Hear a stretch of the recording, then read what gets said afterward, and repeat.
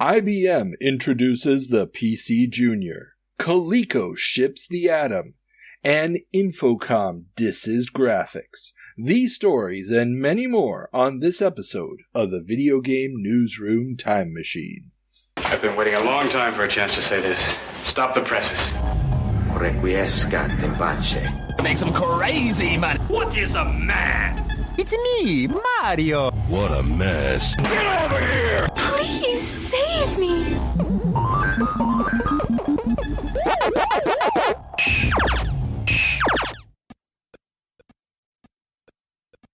Welcome back to the Video Game Newsroom Time Machine, the show where we travel back in time to find out what was making headlines in the home computer and video game industries of yesteryear.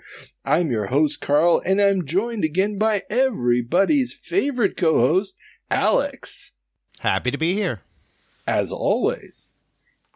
So, before we can turn on the time machine and head back 40 years to November of 1983, it's time for obligatory podcast banter.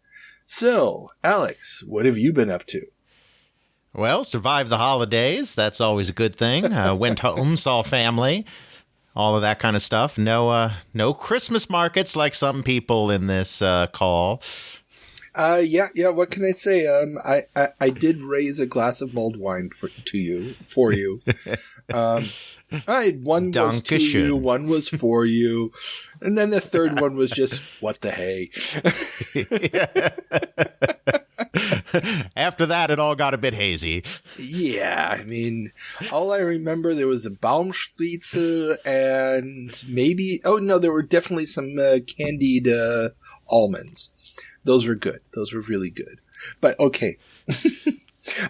We have so much to cover today that let's just jump right into it. Remember, everybody, all the caveats of all the other previous episodes apply. When we're talking about November of 1983, we are talking about magazines and newspapers cover dated that, which in this episode is going to become extremely important because we have a lot of newspaper stories. And yes, so we have a couple of big stories that are moving targets, so each day that passes brings some new bit of news. It'll be fun, I promise. And in other things, of course, if you're listening to this on YouTube, because we have had a whole bunch of new YouTube subscribers in the last couple of months. Hi, everybody. Hit, the subscribe button, hit the like button, blah, blah, blah, blah, blah. It really does help. And if you do want to contact us, have any questions or whatnot, all the contact information is in the show notes below, as well as links to all of the sources for the stories that we're going to be talking about, as well as a link to our Patreon, where for just $1 a month, you can get access not only to the interviews that haven't hit the feed yet. There's 3 of them up there. One about the history of Computer Chronicles, one with Mr. Ray Thackeray, the co-creator of the database, digital dating system. Fascinating interview with that gent. And a third one, and I'm completely blanking on the name of it, but it's really good, trust me. So, with that being said, the other great option or added benefit that you get from becoming a Patreon patron is access to the video version of our first segment, the 7 Minutes in Heaven, where our intrepid co-host must play a game that they've never played before that was reviewed in a publication dated November 1983 for 7 minutes. Now, we had some big releases. There was Rocky on the ColecoVision. There was Spelunker for the Atari 8-bit. We had BC's Quest for Tires, an absolute stone-cold classic on the Atari 8-bit as well. Jetpack for the ZX Spectrum, Archon, Falcon Patrol, and I almost wish you had chosen this one, Pigs in Space, not for any other reason that I could have put a clip in here from Pigs in Space. But you instead went with a C64 classic genre or cross-genre defining title, Beachhead. So, are you ready to take that beach? Well, let's see if we even get to the beach, shall we, Carl? Oh, this already sounds very, very promising. So, with no further ado, let's go.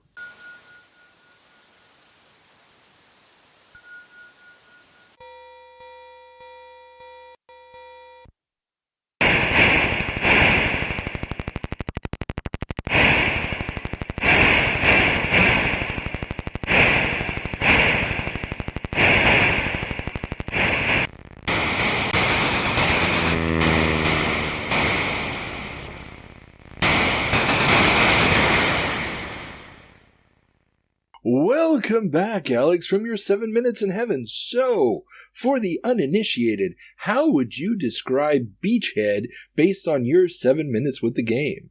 Well, Beachhead is a multi-screen, multi-genre action game that involves trying to get your band of invaders onto an enemy beach through a series of mini-games involving both obstacle avoidance and various types of shooting. There's straight-up obstacle avoidance, maze game type stuff. There's plain old shooting. There's kind of artillery duel / scorched earth style shooting. And there's probably other stuff as well, but I was not alive long enough to see what that might be. Yes.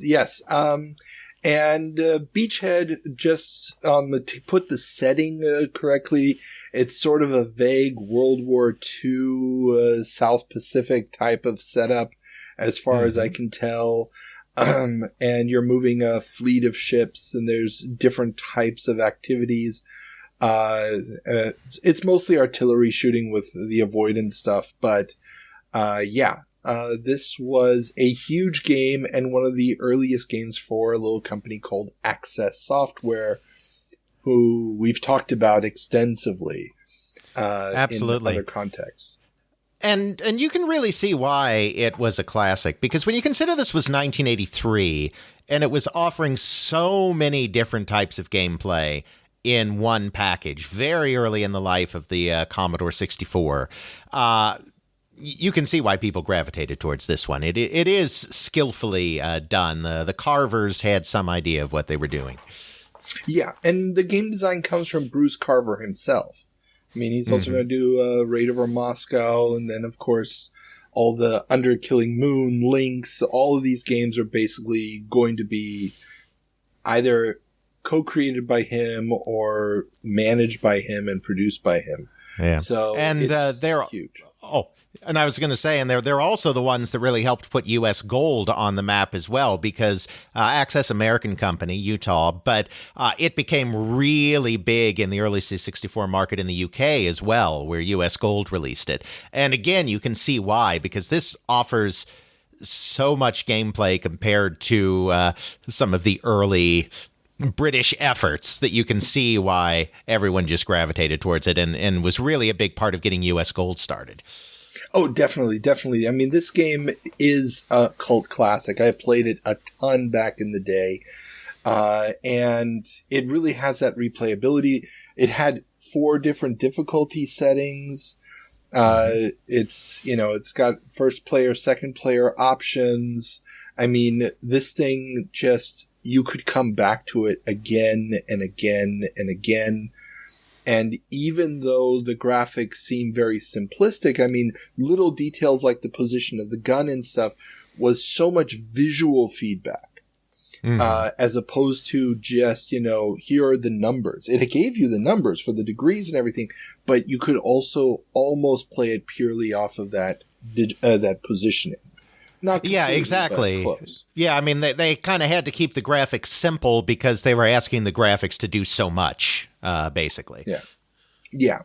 Beachhead, very important game. The review for it that I read, I can't remember exactly which magazine it was, but I mean, it was just a glowing review. They were just like, "Oh my God, you feel the tension of being in the battle," and it's like taking what would have normally been a turn-based SSI style World War II strategy game and turning it into real time. It's like they talk about how this, the real time tension of a war game, right. And it's weird, 10 years before Dune 2. Yeah, and this is also, a good example of why those that continued to play C64 games after the crash of the console market are like, what crash? There was no crash. We just moved on from playing Defender to playing Beachhead, and that was a natural progression. Obviously, for like 90% of the general public, they didn't move on to the C64, but you can see why people who were hardcore gamers back then were like, what crash? The C64 was the next platform. Exactly. Yeah, and in Europe, obviously, where the consoles were never that big to begin with, yeah, I mean, it really does give you this very different world view of how the games developed. So, would you recommend that somebody try to storm the beachhead? I think I would. The controls were a bit finicky. A lot of my struggle there was just kind of getting a feel for the controls because it was very different from what I'm used to. And at times not as responsive as I maybe would have liked, which I think was by design, not out of ineptitude. I think they wanted there to be some of that maneuverability challenge in it. So it's not necessarily a flaw, it's a feature. So I wasn't really in a groove yet in the 7 minutes, but it does have a variety of gameplay, and I can see where some of those modes could be interesting to return to. So I would recommend checking it out. Definitely. And I can also say from experience that the more you play it, once you really get a feel for example, the gun positions and stuff, you really do have this second sense for, when to shoot the weapon, because you also weren't really paying attention to the ammunition draw when you were trying to shoot down those planes as they were coming at your ships, because when you run out of the ammunition, there's a short pause while they're reloading, and that's when you were, I think, missing a lot of the shots, because you were like, do, and then suddenly it slowed down. And I was just watching the ammunition. Sense. I'm like, oh my God, he's going to run out of ammo. And you would have had the perfect shot, but your timing was then off because of the delay in the reload. That makes a lot of sense. Yeah, there's a lot going on in the game. It presents as kind of a basic action game at first, but then when you actually take a moment to actually look at the HUD, which I, in my 7 minutes, didn't really do, I have to admit, you realize there's a lot going on under the hood. Yeah. It has depth to it. Yeah, definitely. Okay, good. Well, we've got that. So our last step, and remember everybody, if you actually want to see Alex play this more or less well, become a patron. The video's up there. So before we can turn on the time machine and head back, we do have to check in with our good friend Ethan for a little segment we call the Department of Corrections to find out what we got wrong in our September 1983 episode. Hello, this is a prepaid collect call from the Department of Corrections. This call is subject to recording and monitoring. To accept charges, press 1. You may start the conversation now. Welcome back, Ethan. So, before we jump right in, I guess we've got to do... Well, a couple of things. And hello, welcome to the October 1983 Department of Corrections.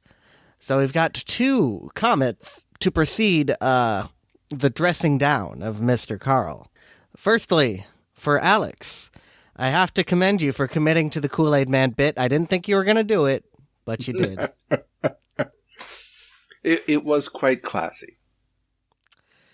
Quite, if that's the term. And also, SM Oliva has returned yet again to the Department of Corrections, recognizing the correct chain of command this time, going to me, not Carl. He came to me too, in all fairness. Okay. I got it as well.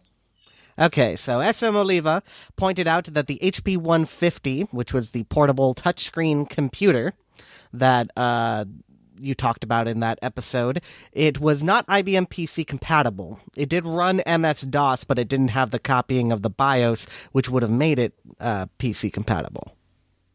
Gotcha. And it's weird because we talked about it in our special episode on the Computer Chronicles. Right. Yeah. And I'm sure that you will link in the show notes to his podcast episode where he talked about the HP 150. Oh, and, of course. One other bit on that is that you kind of got on it for not having a mouse, but at the time there wasn't really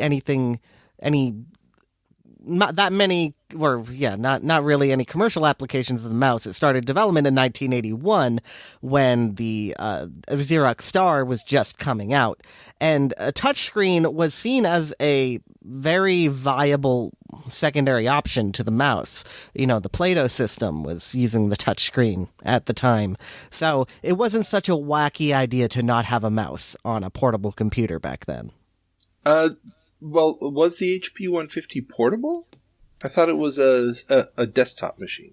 Oh, was it? Well, either way. It's a desktop machine because it's using that really heavy-duty, the touch. It's not really a touch screen. It's one of those ones where the border has the sensors and it's detecting where you're going to go.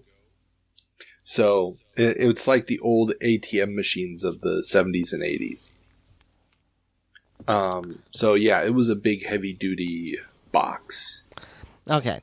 So disregard that other stuff, but regardless, you know, the thing is the mouse didn't take off until there were applications to actually use it. So either way. And that's not, I mean, what I was going for was the whole idea of having to raise your finger to touch the screen to interact with it was something that you're not going to do for long periods of time just because your arm's going to get very tired. And, well, later on in this episode, we will be talking about the myriad of light pens that are running amok in 1983. But we'll talk about that when we get to it.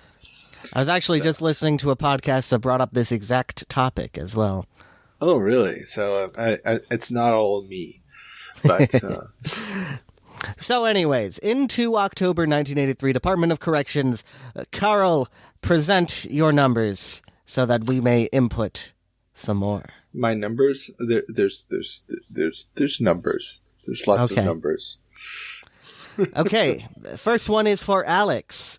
He said, I believe, computer space, quote unquote, first coin-op game. Come on, Alex. You know better.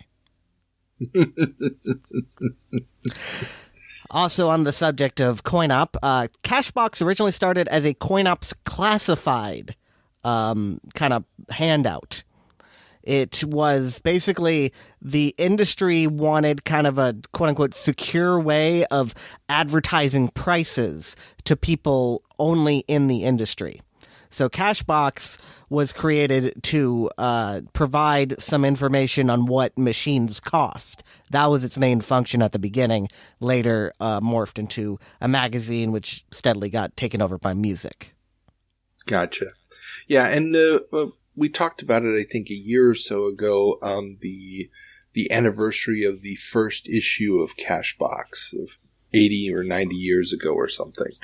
And most of it, I think, was that, although I think the first edition already had some articles in it.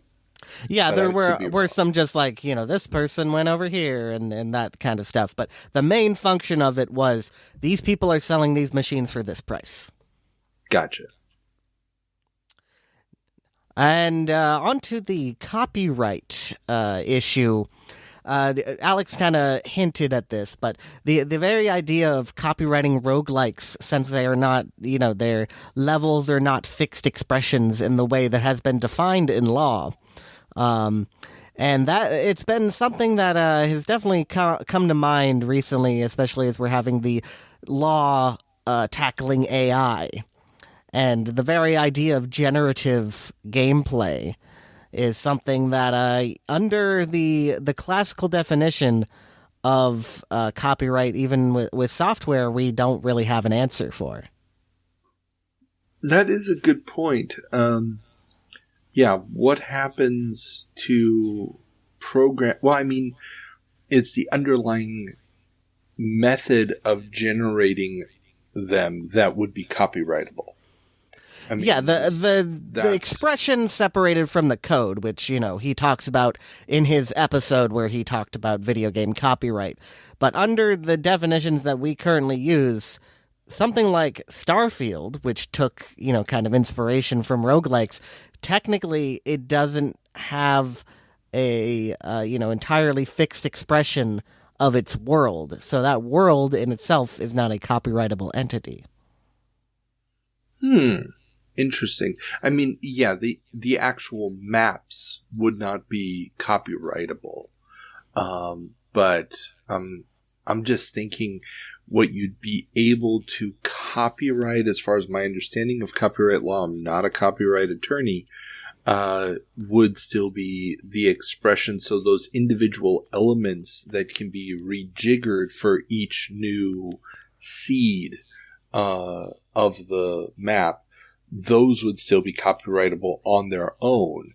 And the methodology for creating it, the algorithms that create the relationships between the stars and so forth, all of that would be copyrightable. So all of you listeners there, go pontificate on that for a little while. Yeah, I just wanted to bring that up. It's a fascinating question. No, yeah, and it's a fascinating question that really could be used as a foundation also for all the generative AI stuff that we see now, because it's not really AI, everybody. It's basically just like a roguelike. You're taking existing elements. It's just on a completely different scale. It's so all AI is conditional statements. That's all it is. You could argue all programming is conditional statements, but true. That's, okay. Yeah. So next, a couple things on Exidy. The game name you were looking for was Chiller. Yes, thank you. Yes. That whole time. And Carl, you can't go and credit the games that Exidy made to Pete Kaufman. He was the president, not the engineer. No. I was. If it came across that way, I did not mean it that way. It was. I just really, really kind of admired the way he was describing the approach that he wanted to take, which was just keep adding more memory to the damn PCB board. So I just thought that was kind of cool. Exidy is a very fascinating story, and I think if there's one person who definitely deserved a biography out of the video game industry, and we'll never get the chance to, it's Pete Kaufman, but he died too long ago for me to do any of that. Yeah, too bad. I mean, just the interview that I quoted from was fascinating. He must have really been an interesting guy. From all the people that I've talked to that worked with him, yes, definitely. He had that kind of magnetic personality that people compared him to Nolan Bushnell, and, you know, it's kind of ergo, Trip Hawkins, Steve Jobs kind of person. Then we have the issue of Centuri versus Century in terms of the pronunciation. So we only seen it written. It's not like anybody has talked about it necessarily. And I think maybe when Alex is referencing that it is actually pronounced century, it might be something in the trades where they like kind of clarify or something like that. But at the same time, they also called kind of their core group the Centurions. So I think that it's just ambiguous, and I don't think it matters. I say Centuri because it's much more distinct from Century. There is a Century Video Systems company also in the industry at this time. So Centuri makes sense for me. But for me, too. I mean, I look at it, I'm like, if you wanted to pronounce it Century, there was a way to do that, and it was with a Y. And next, Atari. I believe you were talking about them opening their adventure arcades, or maybe it was their distributorships. Yeah, I think it was a distributorship thing. Yeah. They had been trying to horizontally integrate, which is kind of controlling the chains of command, for quite some time. This wasn't a sudden thing that they just started doing when they started having trouble. This had been an ongoing project for some time. Yeah, it's just kind of... I probably just bad timing that by the time they got the distributorship in Chicago up and running, it was, well, too little, too late. Not necessarily, because, as we're going to see, arcades are, coin-op, not just arcades, is going to make a comeback. So I don't know if they hold on to that office, but, the idea of being also involved in distributorship was something that Bally had already done for quite a long time. Oh, really? I didn't know Bally was in that biz. Yeah, they owned arcades, they owned distributorships, and they had the manufacturer. Interesting. That's part of the deal when Atari or Bushnell was pitching his game to Bally. Originally, he went through a distributor that they later bought, Empire Distributing. And Bally had their own things like Bally Midwest and Bally Northeast and all this stuff. So not unprecedented. Okay, cool. Then on the obituary for Harry Williams, Alex mentioned a couple things that had the tilt in it before his pinball, which he's given credit for. There's actually stuff that goes back to the 1890s that has a tilt mechanism that appears to have been mainly just to make sure the coin doesn't get stuck. There's a whole thread about this on pennymachines.co.uk in which I did interject a couple things, but it goes quite far back. He did not invent the tilt mechanism. Gotcha. Then the quote from Jack Trammell of "Business is like sex" from the that interview that you looked at. It is in the Time Machine sound effects. You will hear it if you listen closely. Yes, it is. It is, and it is a great line. Then on computer games and platforms, the Apple II remained a very important secondary platform for a few years after here in 1983. You said, like, the Apple II, basically, nobody wants to develop for it anymore. But, like, most games still had a secondary thing of the Apple II for at least 2 years after this. This is true, yeah. It ceases being the lead platform, which had been for quite a while up until this point. And I'm trying to remember. I made this is a note I made. It's something about a mantra of Atari. Is that ringing any bells? No. Okay. I see your note here, but I have no idea what it's about. All right, this is behind the scenes here. Sometimes I write things and then I don't clarify them. But let's move on to the next one. Pterodactyl 4D. You said it was like Space Invaders, but actually it's more like your dreaded radar scope, because it's got that 3D perspective thing going on.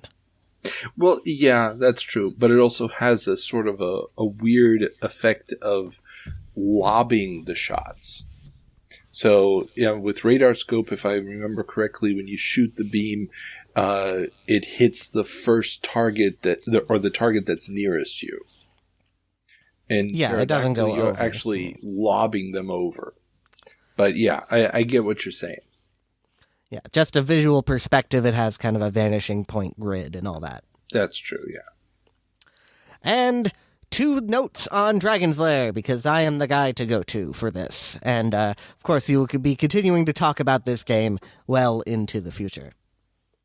So, for the widespread report, which Bluth said something about $40 million, that was not $40 million to the company. That was $40 million of coin drop into Dragon's Lair machines at that point. Okay, that makes sense. And the revenue that they got from the cabinets, I believe, was $17 million, if I'm remembering my notes correctly. Not too shabby. Yeah, they sell 8,000. It might be 8,500, something like that. Basically, they just they couldn't catch the wave when they needed to, so they did not get out nearly as many cabinets as they could have potentially sold, but there was literally nothing they could do about that at that point. And a lot of the Laserdisc players that they bought had to go back into repairing ones that were sent back, so they were supply constrained as well as Cinematronics going through bankruptcy and just barely holding on to what they had. Oh, wow. And I'm sure that all of those repairs under warranty did not improve the financial profits of the game. Not particularly, but it's not like it ruined the, it saved Cinematronics, but, yeah. And I do actually have the distinct information on how much, they made from the animated series for Dragon's Lair. Ooh. It was one of the first deals that they made, because I have this document sheet that actually explains all of the Dragon's Lair licensing stuff that they did from one of the lawsuits that I dug up. So they got $10,000 up front, and then they were going to get 50% of any profits on the animated show.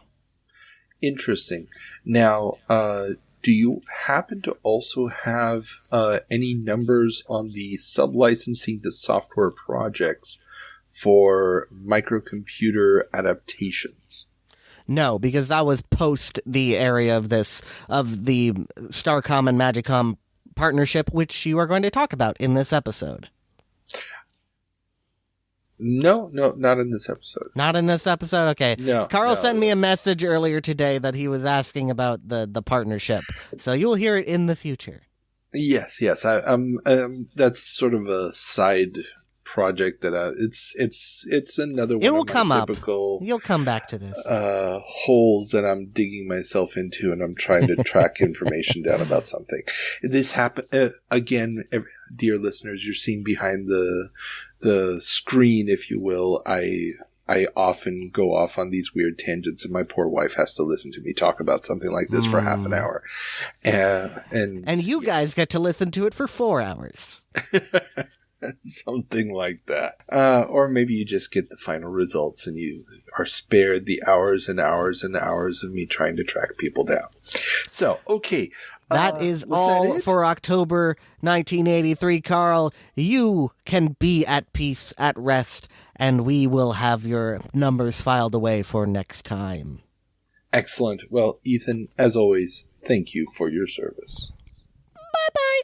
Always nice when our Department of Corrections can weigh in on Dragon's Lair and other Cinematronics products. For those that don't know, Ethan is near the end of the process at the time of this recording of getting a book together on the companies Gremlin and Cinematronics, coin-op companies down in San Diego. He didn't interview Bluth, but he interviewed a lot of people at RDI, and we're going to be getting... for the first time in print, I think, the real, true, full story of Dragon's Lair when that book comes out. So, looking forward to that. Oh, me too. I'm a broken record at this point. People who have been listening to the show for a long time know this. I have a slight obsession with Dragon's Lair. So, yes, I'm very much looking forward to this. So, okay. That being said, we're ready. Let's turn on the time machine. But before we can go back to 1983, we have to turn on the time machine and go all the way back 50 years to November of 1973. The marriage of traditional pinball machines and computer technology. 1973. An unsavory type of play. Welcome back to November of 1973. Alex, what's our first headline? Well, it looks like video games take center stage at MOA Show. The 1973 MOA Show will mark the 25th anniversary of the MOA, the coin-op trade organization, and will highlight video games in their opening seminar, with 15 of the 75 exhibitors showing off video game equipment. It's the new hotness. The Pong fad has been going strong for about a year now, and so all the Me Too's and also Rans are honing in to try to get a slice of that pie, very similar to what happened when modern pinball, first appeared in the early 30s, where you went from nobody having any at the show different show back then, but same idea, to suddenly everybody having to have something in the category at the show. Oh, definitely. And there are a bunch of previews in this month's Cashbox issues, and it's all Pong clones, except for Atari. Atari is the only company listed that has anything that's not a Pong clone at this point. And they're going to be debuting Gotcha at the show, which, we'll talk about Gotcha when that does actually come out. But, it's the Pong boom is going to be leading very soon to the Pong bust. It absolutely is. But this is the way that the industry has operated for a long time. In most product categories, most of the coin-op manufacturers don't think in terms of technologies and what they can do with those technologies. They just think in terms of, this guy has a hit product, now I have to make the same hit product. So you saw this not just in pinball, which was inundated with similar clones, but you saw this in Shuffle Alleys, you saw this in Bumper Pool, you saw this in target shooting gun games of various types.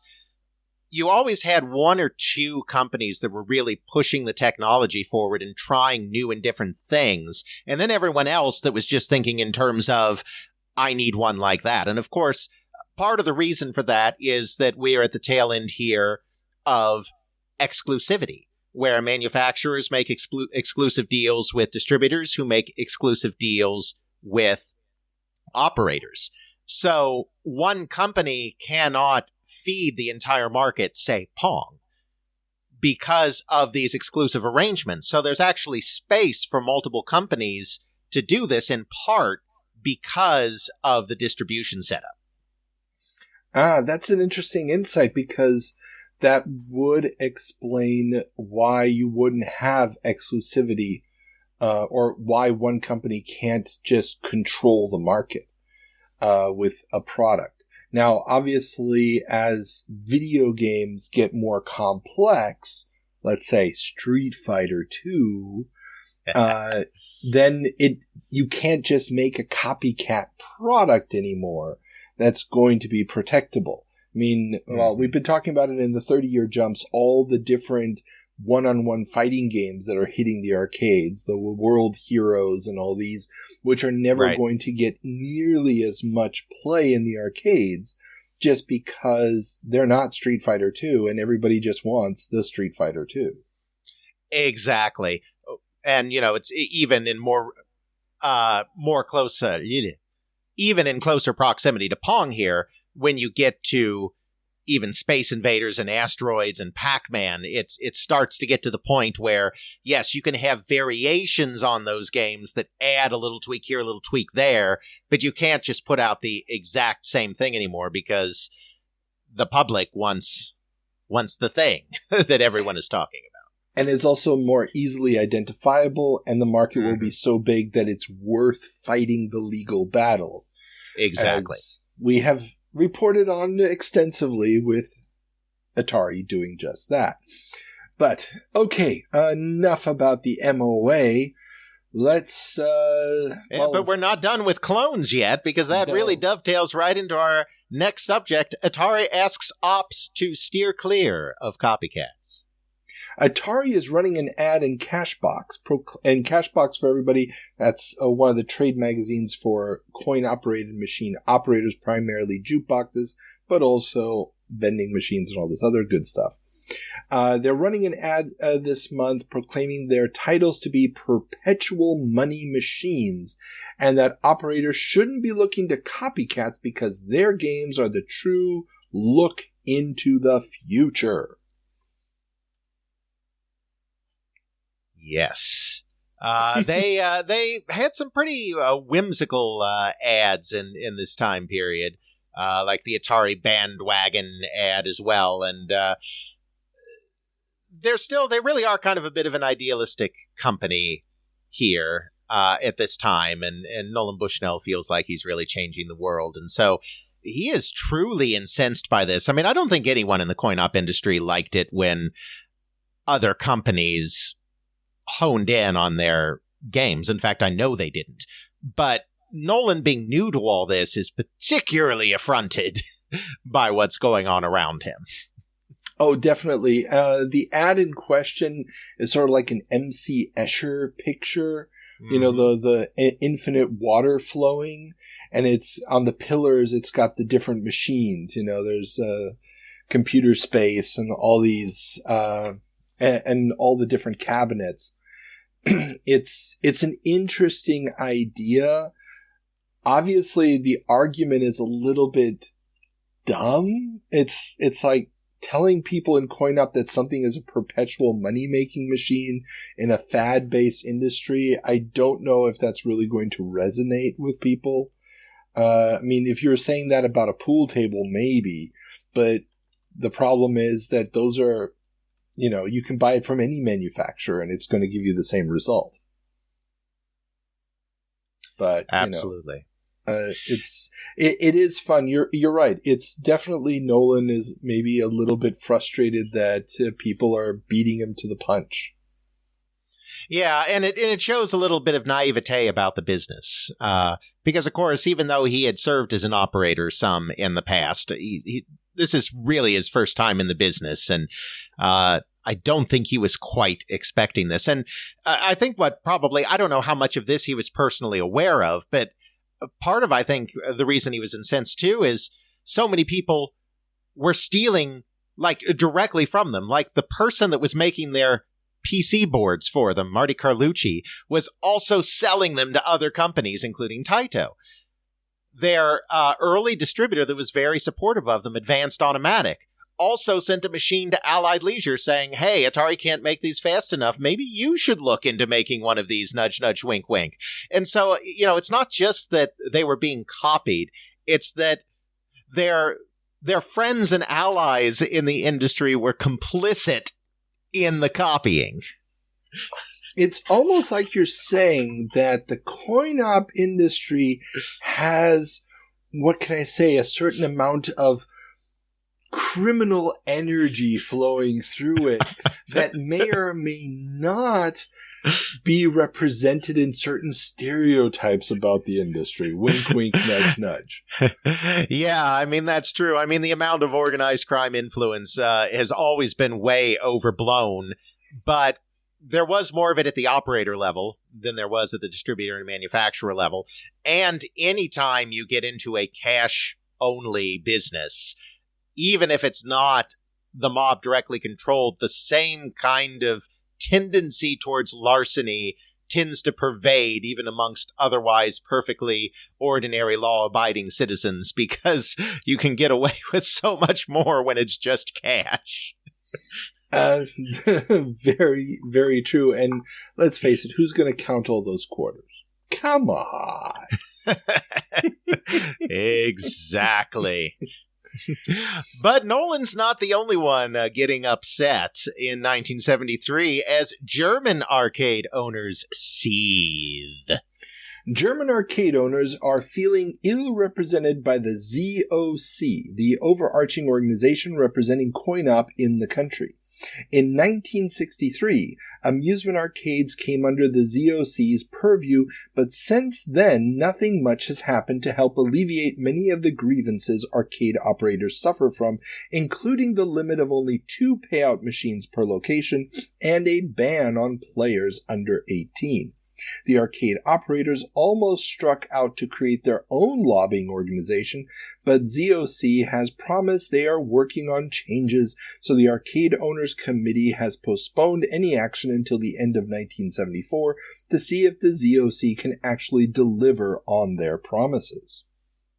That's very interesting. Obviously, I don't have the same insight into the German market as you're able to get, but this does show one of the larger things that was an issue across Europe, in Germany, France, Spain, and the United Kingdom quite equally, is that there was a lot more intermingling of amusement and gambling in the European countries than there was in the United States. In the United States, those things had become fairly separated from each other fairly early, even when you had a company like Bally that made both slot machines and arcade games, the venues where those games were housed were very different. There was a lot more regulation. And that means that things got a little weird sometimes in German arcades and the regulation thereof, because it was far more tied up in the regulation of gambling. Well, and this is exactly the problem that they're talking about here. This idea that, if you put a gambling machine in a bar, which is perfectly normal over here, hell, you can go to, a kebab shop and there'll be a gambling machine just sitting there. It's totally normalized. And when you do have a larger quote-unquote arcade, except with some exceptions like certain big cities like Frankfurt and stuff in the 80s and 90s, these arcades are mainly going to be gambling machines with the occasional pinball or video game in them. And at this point in time, these pure arcade operators do not want to be represented by the same organization that's representing street operators, the people putting machines in individual locations, because they obviously have very, very different needs. They're dealing directly with the regulations as opposed to the street operators that are letting the bars and restaurants deal with them.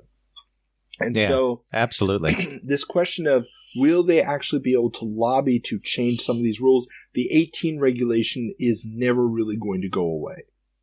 And it's going to become even more problematic once video game graphics get to the point where violence questions and content questions are going to become an issue. And so again, jump forward 20 years and the general access of kids, people under 18, to arcade coin-op video games is going to be almost non-existent, except again for a handful of larger arcades in very big cities.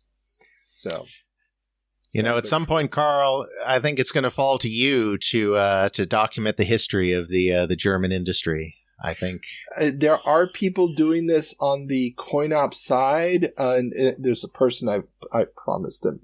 I promised them to translate some stuff 3 years ago, and I keep forgetting to do it. Oh, no. Yeah, I need to get back to them. I'm so sorry. If you're listening, sorry. Just got sidetracked.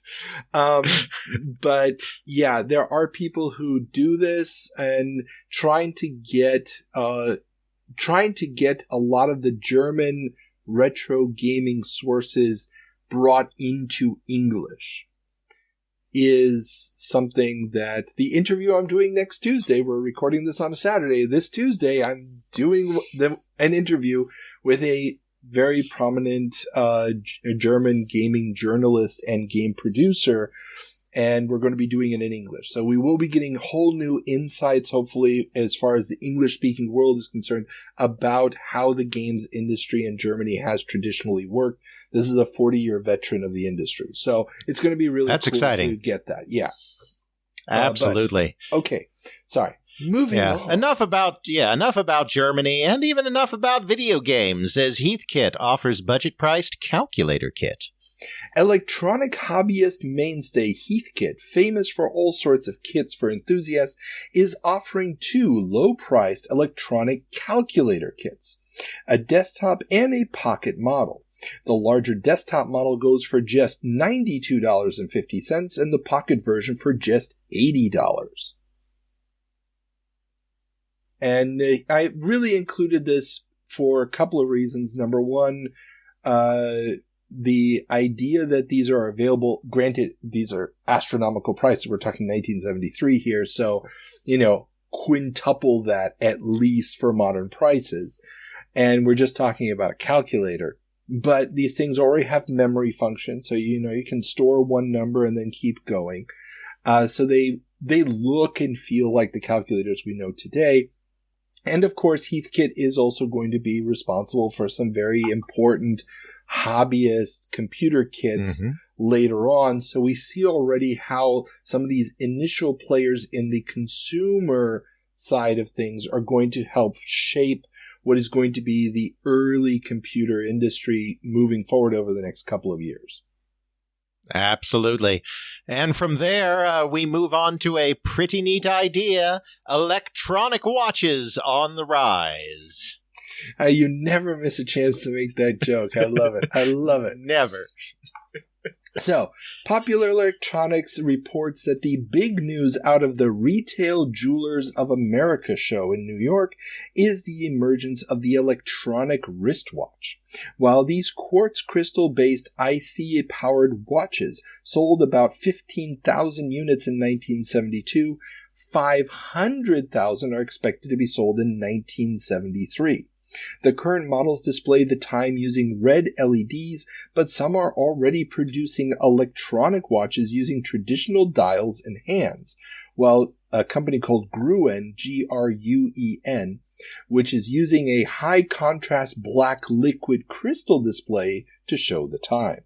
The current prices of between $150 and $300 for the red LED models, the hand dial ones go for under $100, are expected to keep dropping, with Harry Weisberg, director of MOS IC technology at RCA, predicting that electronic watches may be as cheap as $25 by 1980. And yeah, that was the line that really forced this into the show. Oh, gosh. Yeah. They fell a whole lot farther, a whole lot faster. Yeah. But there's a couple of interesting things here, I thought, just from the details. Number one, the massive explosion of this market. And we've talked several times on the show already about the historical beef between Jack Tramiel and Texas Instruments over watches and calculators. We're seeing the foundations being laid here. One of the companies that are going to jump in here in not too long of a future is going to be Commodore, obviously. The previous story about the calculators, all of these things are starting to brew in 73. 73, 74, 75 are going to be the key years for this. Plus, absolutely, it's the adoption by the mainstream populace of this electronic. It's getting people used to the idea of these kind of things happening. And the fact that the dial version of the electronic watch is cheaper than the version with the LED lights is also kind of fun, because it shows just how big that shift is going to be in changing the technology. I mean, the LED or the liquid crystal display nowadays would be much, much cheaper than putting dials on the damn thing. Absolutely. And, you know, the thing, you kind of already touched on this, but the thing I often point out in my podcast when talking about this period is this is really the context that you have to see the first home video games in. They were part of a continuum where there were a series of products that the public got excited about that were electronic based, including calculators, digital watches, CB radios. There was a broader revolution going on in the way that the public interfaced with electronics in the 1970s. And both the video game and home computer markets can only be understood within that context. Of course, yes. I mean, it's in that line from Hitchhiker's Guide to the Galaxy perfectly reflects this idea. Some people thought it was a great idea. A nifty idea. What's the quote again? Oh, pretty neat. Pretty neat idea. Thank you. Pretty neat idea. So that English understatement there. Yeah. And also the fact that RCA is a key player in the technology. Because we did talk about this early on in the podcast, 3 or 4 years ago, when the RCA had a computer system. It was a computer system. Mm-hmm.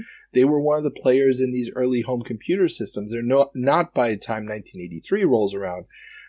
Yeah. But the fact that, RCA, the traditional, radio and television maker, is big in this shows just that congruence of all these technologies coming together, and that there's really no difference because they're also making VCRs at this point. And so on and so forth. Well, yeah, and they're big in solid state, and they were the pioneers of CMOS, which was particularly low power, which is why they're so interested in digital watches and whatnot, which really need those low-powered circuits in order to be viable. Definitely. Okay. And yeah, we'll end up with one other area of the electronics industry as video phone shown at CeBIT. Very nice pronunciation. Good job. The Hanover Tech Fair saw Siemens showing off an improved version of its picture phone tech, which has been running in demo form between Darmstadt and Munich.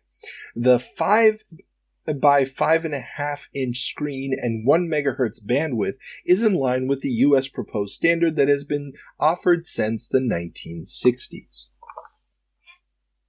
So, I mean, obviously this is a tech that goes nowhere, but it is something that they keep trying to make a reality. The picture phone as an analog, I think it's got to be an analog technology. There's no way that they're digitizing anything at this point. But it's never going to go anywhere. It's too expensive, too complicated, blah, blah, blah, blah, blah. Yeah. But I just thought it was a fun thing. Because even Atari gets caught up in the idea of the video phone in the late 70s and early 80s and gives it a go. So it is another one of these part of this new frontier of technology that video games is fitting into, even if this particular branch of it doesn't really pan out. Exactly. I mean, the technology just isn't there. What we need is the computing power. And they're trying to make things happen for which the computing power is not yet available. But, oh well, let's leave the 70s. We don't need that decade. No bell bottoms here. We're going to the rock and rollin' 1980s. Business has dropped in half over the past 1983. Certain types of games. Business is like sex. Praise to its peak. Welcome back to November of 1983. Alex, what's our first story? Well, as is typical in this period of history, it is a story of loss. Specifically, Williams loses $6 million in fourth quarter. Oh, come on. Those are no numbers. So, Williams Electronics has announced a loss of between $5 and $6 million in the fourth quarter ending September 30th.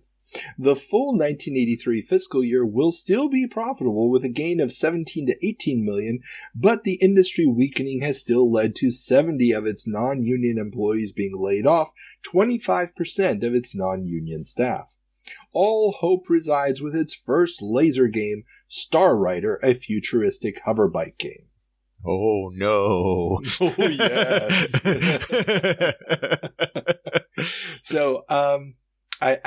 So, Williams Electronics, obviously not directly involved in the home market at this point. No. So it's the arcade bust that we've been talking about for a while now, which isn't as visible or as obvious as the bust every place else. But we've talked about how Laserdisc is going to be the great savior, or what everybody's pinning their hopes on. Are you familiar with Star Rider? I am, but not in detail. Okay. But yes, I am familiar. I've seen footage. Yeah. I mean, I had no idea about this game before I saw this listing for it. And I watched some video of it. As far as I can tell, the cabinet looks like the old Stun Runner cabinet from Atari, where you sort of sit down and you're sort of a little hunched forward, and you've got the screen in front of you, and it's using computer-generated imagery of this, blocks and triangles and cones or whatever flying by. And it seems to be using a weird shifting effect, like the picture is wider than the screen.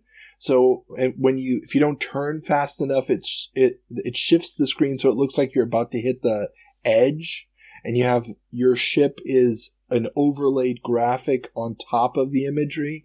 So from that point of view, it's probably more interactive than most of the games, depending on how good the reaction is.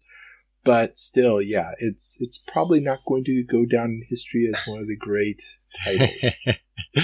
No, but Williams' saving grace is going to be that they have, in this period, become the company in pinball. And as video declines and pinball, conversely, goes back on the rise in the arcade, that's going to kind of help keep them steady as everything else is falling apart around them. Yeah, and that can't be said of everybody. But no. But things aren't looking necessarily too terrible. Williams still says that they are going to have a profit for the full year. And we also have Atari is the coin-op comeback kid. After a lean 1982, 1983 saw Atari massively increase its presence in the coin-op business, with John Farrand, I think I'm pronouncing his name right, Farrand? That would make sense. Yeah. President of the Atari Coin Division, claiming that Atari sold 65 to 75% of all new full-price arcade games in 1983 on the back of hits like Pole Position, Star Wars, Crystal Castles, and Xevious. With Xevious being obvious, very, very far behind on the list. Well, I mean, really on the strength of Pole Position and Star Wars. Yeah. Pole Position was an absolutely massive hit. Star Wars did very well. Xevious was huge in Japan. It kind of fell through the cracks in the United States. The market's mostly falling apart, but there are still room for the occasional hit. And this is the year that Atari had the hits. And to good effect. Yes. Yeah. And the interview with them, Farhan was actually an operator, a large-scale operator from England that they brought over, which I thought was interesting. And I was wondering how many other staff members, friend of the show, Kevin Hayes, would have also been coming over right around this period of time. So I'm not sure if there was a larger movement inside of Atari to bring in some European people. Yeah, you also had Shane Breaks, who was in charge of marketing for a very long time at Atari Coin-Op and then Atari Games. Just passed away, sadly, a few years ago. He was also from England.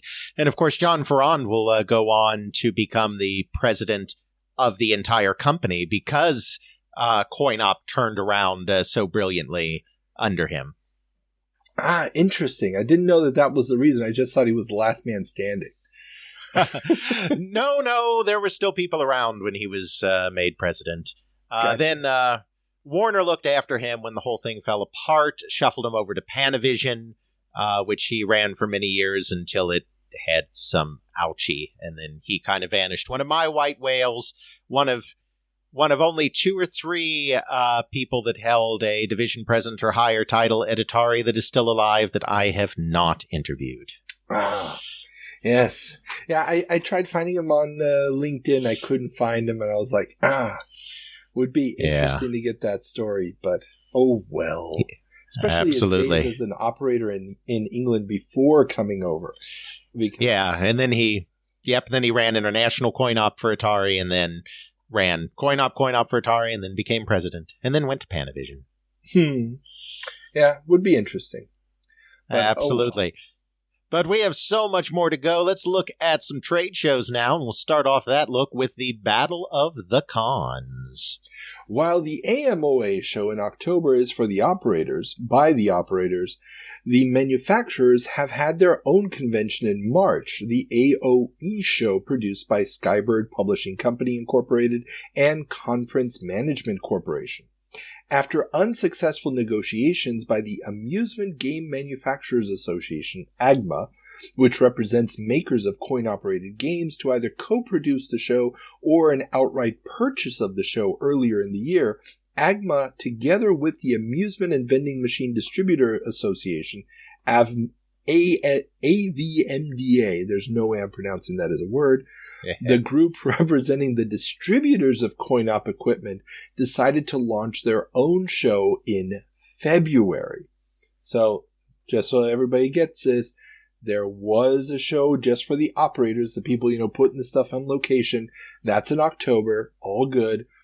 Earlier in the year, in March, the hardware stuff was being done, but it was done by an outside group. Now the manufacturers and the distributors have gotten together, and they're going to preempt them with a show in February. Virtually every major and secondary manufacturer has signed up for space at the trade group's new show, the Amusement Showcase International, or ASI, which is to be held in Chicago.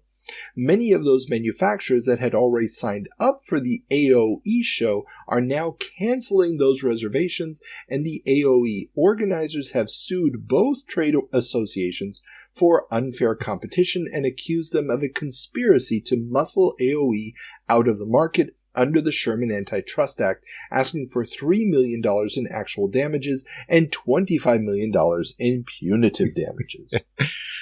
Yeah, the AOE was actually an operator show as well. It stood for Amusement Operators Expo. It was actually started by Playmeter, the trade publication, as an alternative to the AMOA, though held in the spring with the logic that you could have, just like you have a winter and a spring, or a winter and a summer CES, you could have a winter and a spring coin-op show. I mean, they didn't make that exact analogy. They didn't.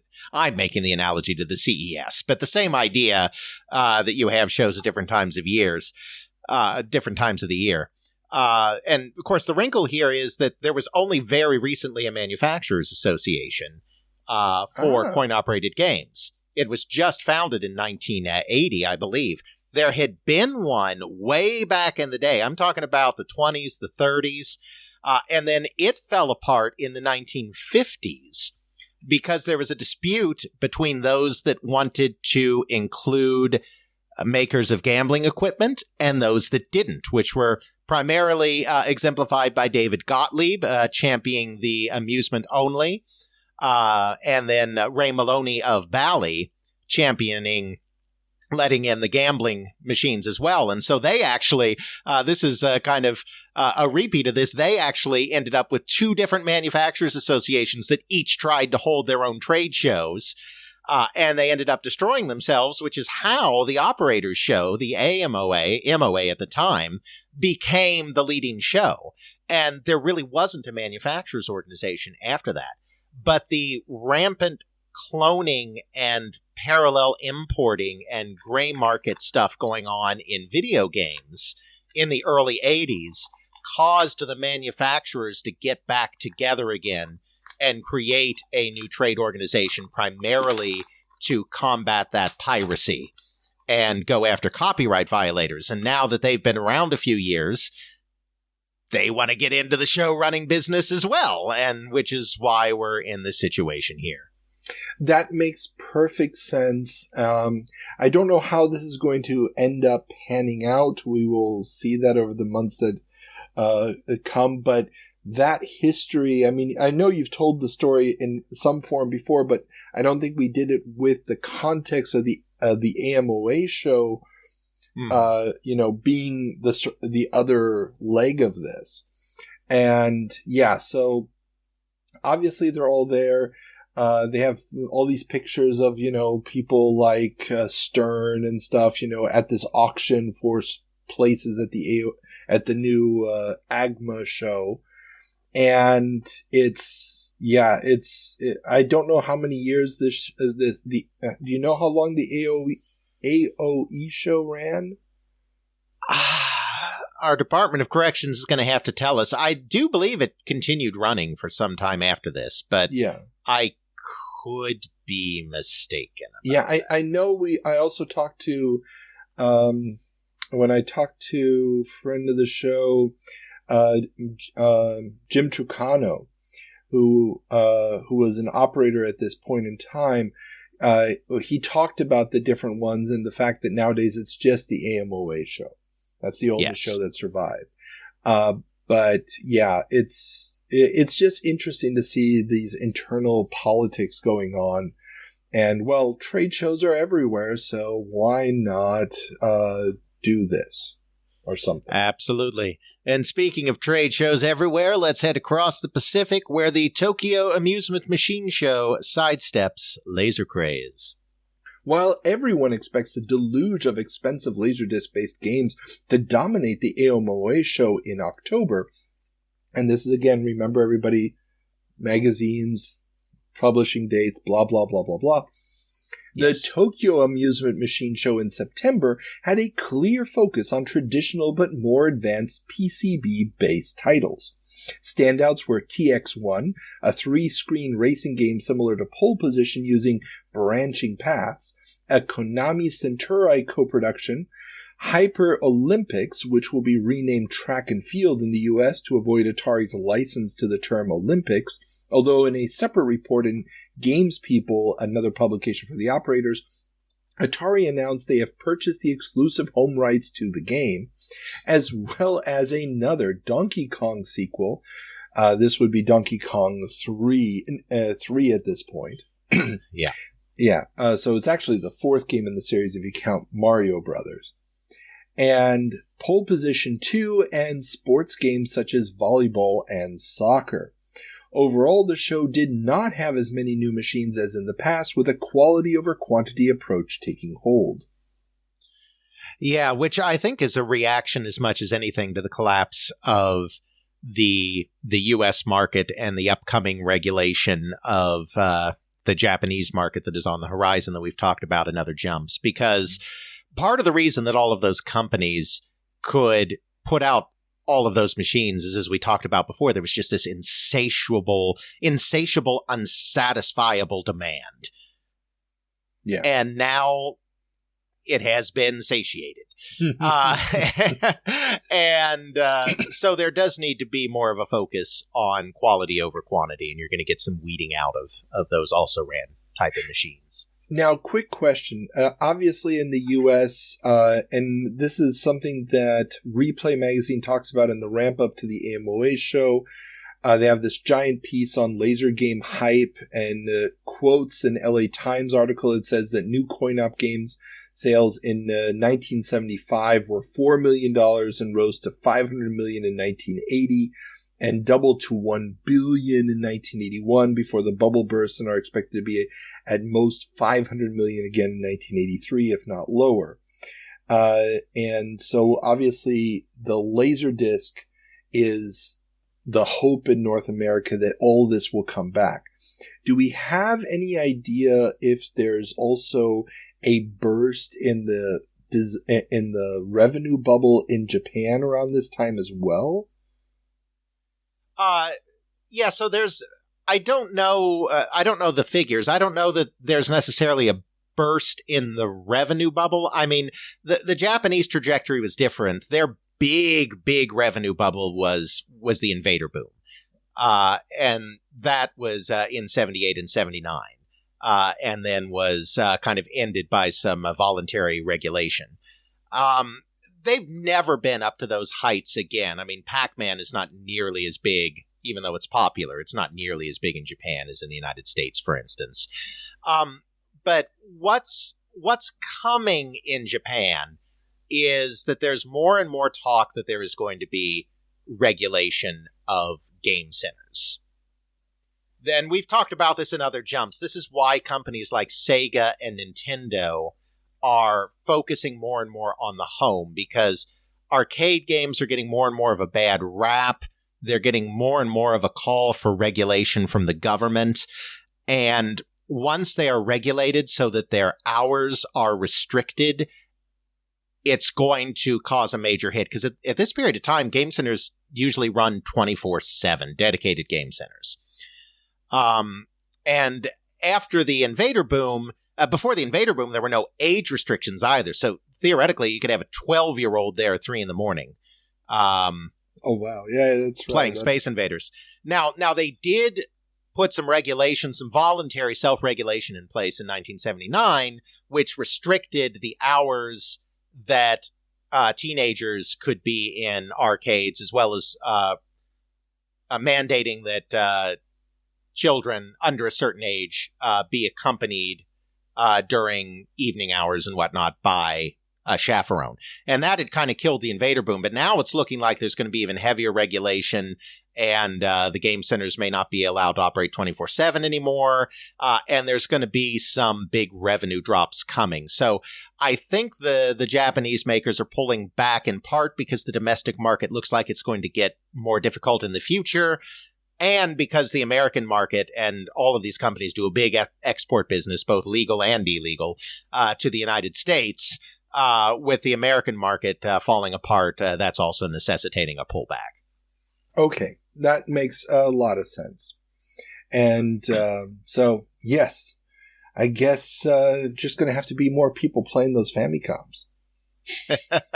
I think so. And meanwhile, some of this fallout is also being seen in the supplier market as monitor maker TSK cuts credit.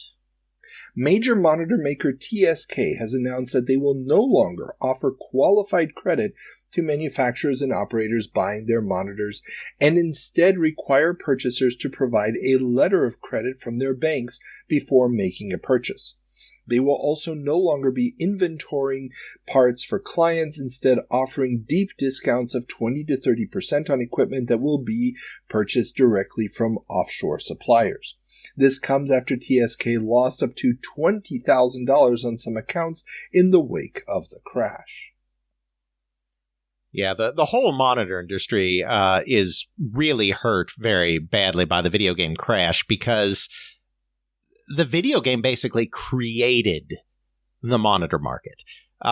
Before the mid-1970s, when video games got going, dedicated monitors were really only used in very narrow fields, like some closed-circuit TV security systems. You'd see them in airports for arrivals and departures. But they kind of were the industry. And so that industry grew really big as video games grew big. And at this point, the rise of the PC market, personal computer market, has not really progressed far enough to pick up that slack, especially since companies like IBM make their own stuff in-house. So obviously, monitors are going to have so many more uses in just a few years. But at this time, they are still pretty dependent on the video game industry and the specifically coin-op video games for a lot of their sales. Oh, definitely. And the fact that so many of these operations are no longer credit worthy. I mean, the fact that they were just, they were the creditor, the bank. Yeah. And they're saying, no, we're not doing that. We're also not going to keep a big storage of these. We'll have our manufacturer in East Asia make it, but only after you've already proven that the bank will back your play and once you've put in an actual order. So it's really doing a much more time constrained thing. Plus, you really see that they're using the offshore production, which is something we've talked about. Atari's moved to it in the last 12 months. Commodore's been doing it for a long time, and so on and so forth. Absolutely. And that wraps up a relatively light month at the arcade. It's already collapsed, so there's not much going on there. We will now move on to consoles, where the collapse is still very much going on, as Activision to lay off a quarter of its workforce. Stuck with a glut of old product that won't move and finding buyers for its new games hard, Activision has announced that it will lay off 90 workers, a full quarter of its employees. This comes weeks after they announced $4.1 million in losses on revenue of just $13 million. They have also begun porting many of their games to home computer systems, River Raid and Kaboom to the Atari 8-bits, which will hopefully open up new revenue streams going into 1984. Yeah, I've interviewed Jim Levy, who was the founding CEO of Activision, and, he said this was the absolute hardest day of his life when they did that. Because, we think of these big mammoth publishers today and how often they lay off and everything. But that wasn't the culture at Activision back then. When we talked, he discussed how they worked really hard to build a company culture, and they got a really hotshot human resources person to lead HR, and making everyone feel like they were a part of something and a part of this family was a big part of their identity as a company. And it wasn't cynical, because Jim Levy himself really felt that way. And so, obviously we know all the reasons why this happened, which is why I didn't feel like there was a point in going into all of that again. But I just, this was like devastating for the people. It it was actually, management was devastated as well, not just the people who lost their jobs. No, I can imagine. Activision, the first third-party publisher, these people were, there must have been a feeling of rebellion, of starting something new. What we just talked about with Nolan Bushnell 10 years earlier, changing the world. And there's got to be a part of them that knows, hey, selling Kaboom on the Atari 8-bit, when we just saw games like Beachhead coming out, that's not a good move. No, it's the only play they have in the short term, but it's not a great play. Absolutely. No. River Raid is going to get a slight upgrade. There's going to be some new units and blah, blah, blah, but the computer gamer is going to be expecting more going forward, and they're going to have to, Ghostbusters is coming. Don't worry. It's okay. Yeah, but you know what, Carl? At least Activision is still there, which is a little different from several of our next headlines. We'll start this death train, this funeral train, with Odyssey 2 is no more. Oh, the year of the crash keeps on trucking. So, word on the street is that North American Philips has slashed the development budget for its recently announced software division Probe 2000, which was meant to make games for systems other than the Odyssey 2, as well as their own system. To the point where only one game, War Room, for the ColecoVision will still appear, and no further titles for any system will be forthcoming.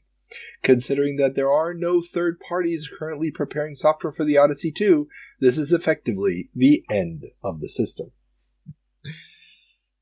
It was also, it was always an also ran. Even when there were fewer competitors on the market, even when the Intellivision and the ColecoVision weren't out there. But still, you got to pour one out, because this is the company that started home video games. And now they're in the process. They're not quite completely out yet, but they're starting the process of leaving and never returning. So, end of an era coming up here. Yeah, there is another story we'll be talking about in a moment. This is the Odyssey 2 is dead. Yes. There is still life in a variation of it, but yes, North American Philips, the company that started it all, is getting the hell out of Dodge. Yeah. That's right. And we continue on to the middle cars, the dining car perhaps, of this funeral train, as Starpath bows out. The Video Game Update newsletter reports that Starpath is on the verge of exiting the software business altogether, and that the entire design team has left to join a California-based computer software maker. Spoiler, it's Epix. Yep.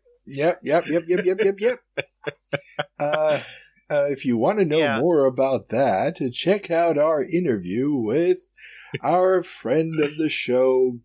Oh, I'm terrible with names today. Fuck. Michael Katz. Thank you, Michael Katz. Oh, such a good guy. I need to drop him a line again. But yeah, Michael. My interview with Michael Katz, we do talk about this. So yes, and they don't mention the name here because it's still being listed as a rumor in this month's newsletter. I'm sure next month we will get the confirmation. Yeah, and the rumor is slightly incorrect because, of course, the design team did not leave Starpath. Epix acquired Starpath, and in the process got the whole development team. But as you said, this is a rumor, so we're reporting what the rumors were reporting at the time, which is that the development team defected. And I mean, the end result is that Starpath leaves the software business. Yes. It wasn't necessarily a bad idea to try to extend the life of the VCS with hardware. The problem was that no one could anticipate at the time was pretty soon the VCS was going to be cheaper than any hardware add-ons, and there's just no value proposition there to the consumer when the add-on is more expensive than the system itself. I wonder if Sega ever heard about that. Oh, God. And now on to the caboose of this little funeral train. Last and certainly also least, Fox drops out of games. The privately held 20th Century Fox Film Corporation announced that they will end their involvement in the publishing of game software effective immediately. They say that the market for the products was too weak, and thus they are ending their publishing of outsourced licensed product, which they announced back in June of 1982. And somewhere, Jerry Jewell is crying as he hears about this. Yeah. Again, friend of the show. Check out my interview with him. Link in the show notes.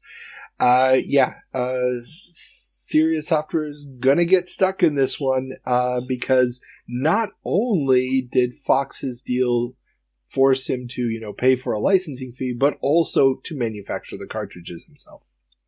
So, Fox is gonna just leave everybody high and dry.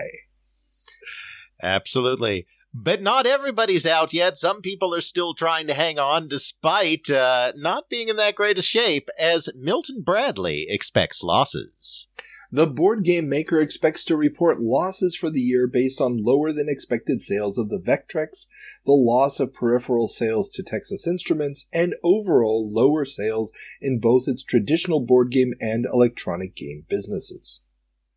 Yeah, they got kind of crunched here. The Coleco still had Cabbage Patch. Mattel, which almost did go bankrupt and had to get more financing, still at least did have Barbie and Hot Wheels and all of this. But Milton Bradley, Masters of the Universe. Yes, well, right, of course, and Masters of the Universe is just taking off, obviously.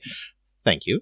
Yeah. And but Milton Bradley doesn't have any of that, which is why. This is going to kill them, and they'll end up being purchased by Hasbro. Yeah. This is more than they can handle. The peripheral sales to Texas Instruments. That's the voice add-on hardware. We talked about that last month, and it's just they're trying to sell board games at a time when that's just not a good place to be. And the Vectrex it's the Vectrex. But Carl, it's exciting, the Vectrex, because Vectrex debuts 3D Imager, Carl. Oh yeah, move over, Zaxxon. Vectrex is bringing 3D to the home in a whole new way.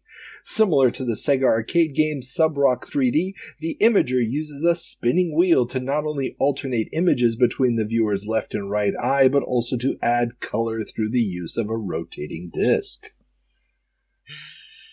Everybody wanted so badly to do 3D. I mean, both the family computer and the Master System will, a few years down the line, get spinning disc 3D solutions as well. But no, this is obviously a holdover from a time when Milton Bradley thought things were going to be going so much better than they are right now. It was infinite growth in video games. Don't you understand? Infinite growth? Yeah. So, this is not going to go well. And many a child will basically be vomiting from a disc that is not quite working the way it's supposed to. Charming. Yes. And speaking of things that are not going to go well, Spectra Video's Compumate gets reviewed. A year ago, a myriad of 2600 to microcomputer add-ons were in the works, but most have been canceled or delayed. But Spectra Video has finally gotten their entry, the Compumate, tested by Personal Computer News. That's one of the UK weeklies. The verdict is that the Membrane keyboard add-on could have been an enticing Christmas impulse purchase had it been packaged with even the most basic of programming documentation to help eager future programmers come to grips with the included Microsoft Basic. But as it stands, it'll be a pretty hard bit of kit for the young'uns to come to grips with, and as a graphic tool limited to 40 by 40 pixels, it probably won't win any prizes either. Yeah, and it's totally understandable why British publication would be particularly critical about this, because, of course, they've had this thriving programming scene on cheap local computers like the ZX80, the ZX81, the ZX Spectrum. The Atari 2600 is already an expensive proposition to get a hold of in Britain, and then you're throwing another thing that you have to buy on top of that. So if it is not up to the admittedly already fairly low standards of what Uncle Clive is doing domestically, just no. I mean, you can pick up a ZX81 at this point for under £50. Yeah. Probably even less. And here you have a machine that has it's going to have zero software support. It's going to have zero real functionality, and you're going to be completely left on your own on how to figure it out, and it's going to cost you at least 3 times that. No, it's a done deal. This is going nowhere, and c'est la vie, Spectra Video. But hey, the Spectra Video's got their own computer coming out, and it's the basis for the MSX, and we don't have any MSX stories this month, but everybody is talking about the MSX computers that are coming, and there's a dozen different Japanese companies talking about jumping on, and everybody's worried that it's coming. There's just no real headline there that I could add. Just thought I'd mention it. MSX is in the air. Everybody feels it's coming. Well, there's one headline we will get to, but of course that's coming in the computer portion. So, okay, moving on. Sorry. Getting ahead. Meanwhile, Carl, the future is here as Amiga. As Amiga. As Amiga to release computer/game combo machine. Electronic Fun with Computers and Games has a single-sentence blurb in its news section informing us that a combo computer and video game system is coming from Amiga, makers of 2600 games and peripherals, in January. Of course, this is what was called the Lorraine system, which was going to be Amiga Corporation's entry into the video game market when that market existed. Yes.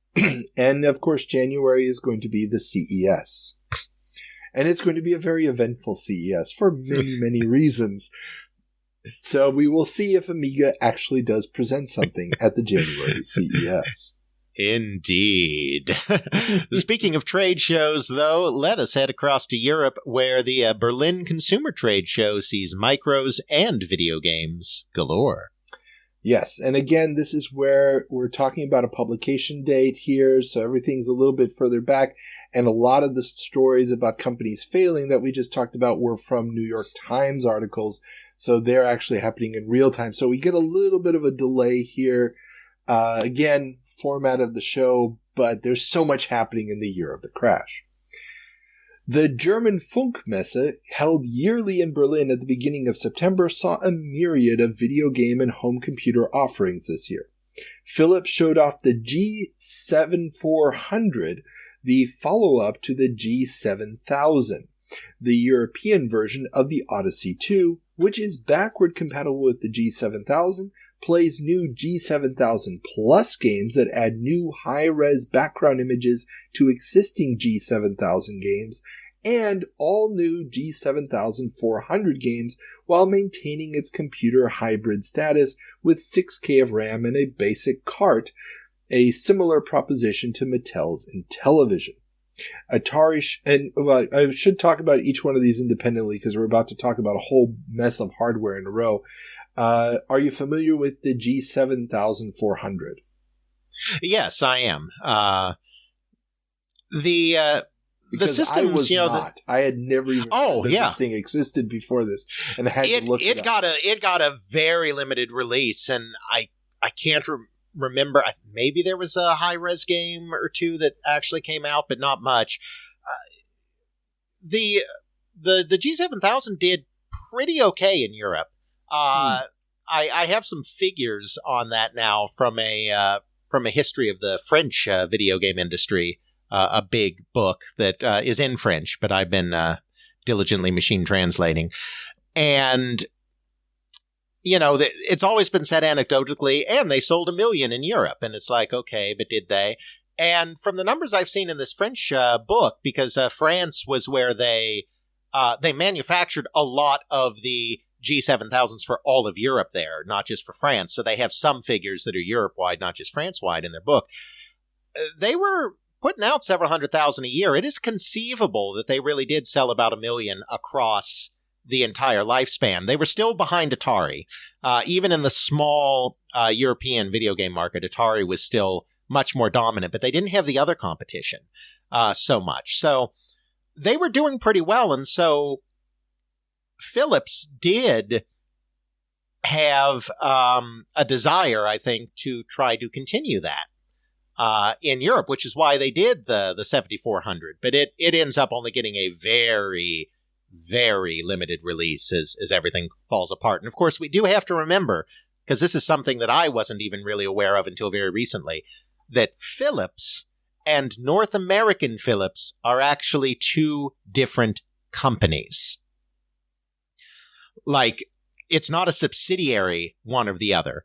North American Philips is a completely different company with completely different shareholders and operates independently. Now, I'm not naive. I know that there's a lot of coordination behind the scenes, but they are different companies. So that's part of the reason why you see, even though some of this is due to the time lag, this is still why you see in the same month North American Philips pulling all the way out in the United States and Philips trying to carry forward in Europe, because they are actually different companies.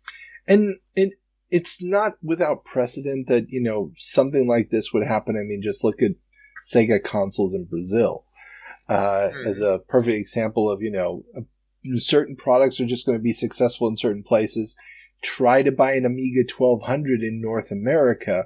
Never happened. But in Europe, they were quite widely available for the 12 months before the whole thing collapsed. No, it's more than 12 months. I know I'm exaggerating.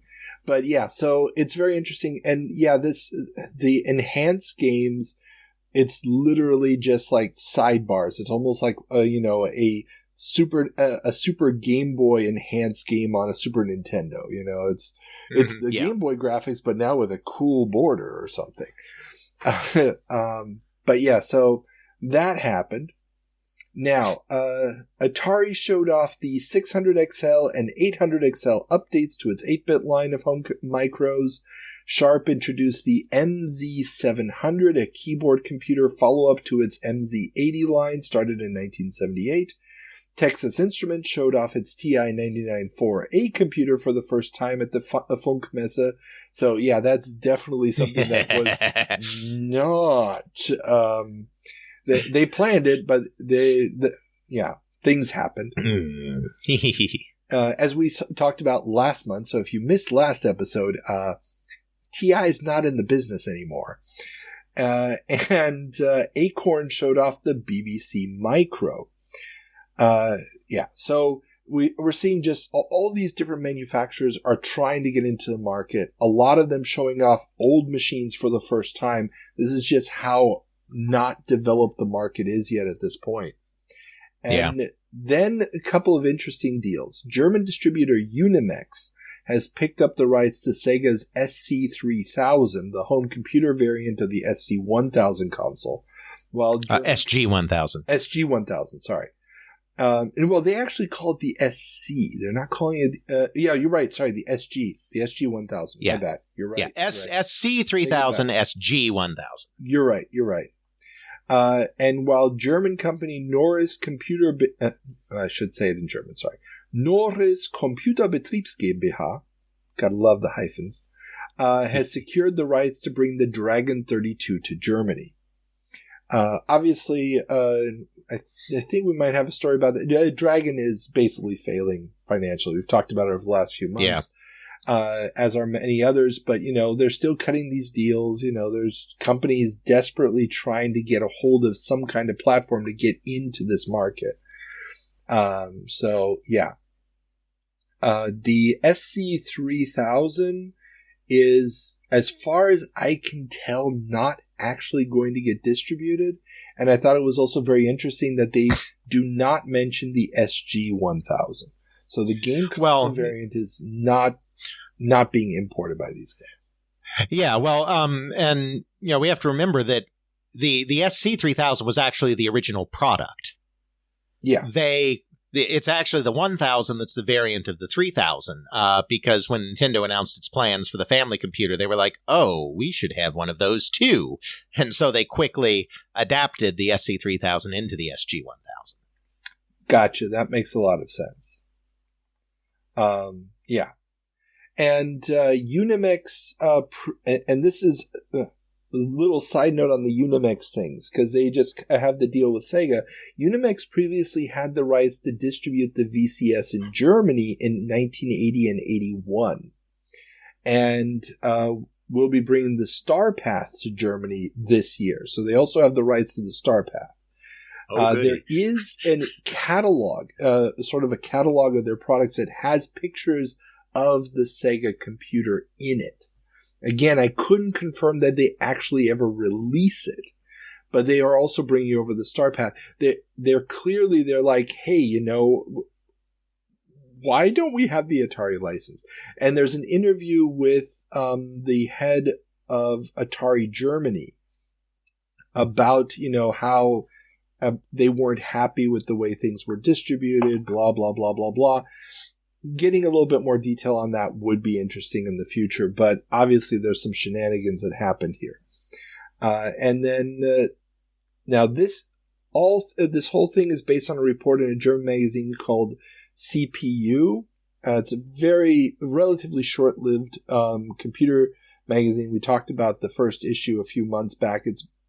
You could consider it the first somewhat proper home computer magazine in Germany. And I'm only mentioning this because the cover of the magazine this month is a notoriously terrible magazine cover. Oh, no. And I mean notoriously terrible magazine cover that I can see Alex right now is booting up on the computer because he has to see this. And anybody who's ever hung out in Commodore 64 forums knows this image because it has been burned into your mind because somebody has posted it at some place going, what the hell is this? It's not good. And I think that we should share your reactions. Oh my.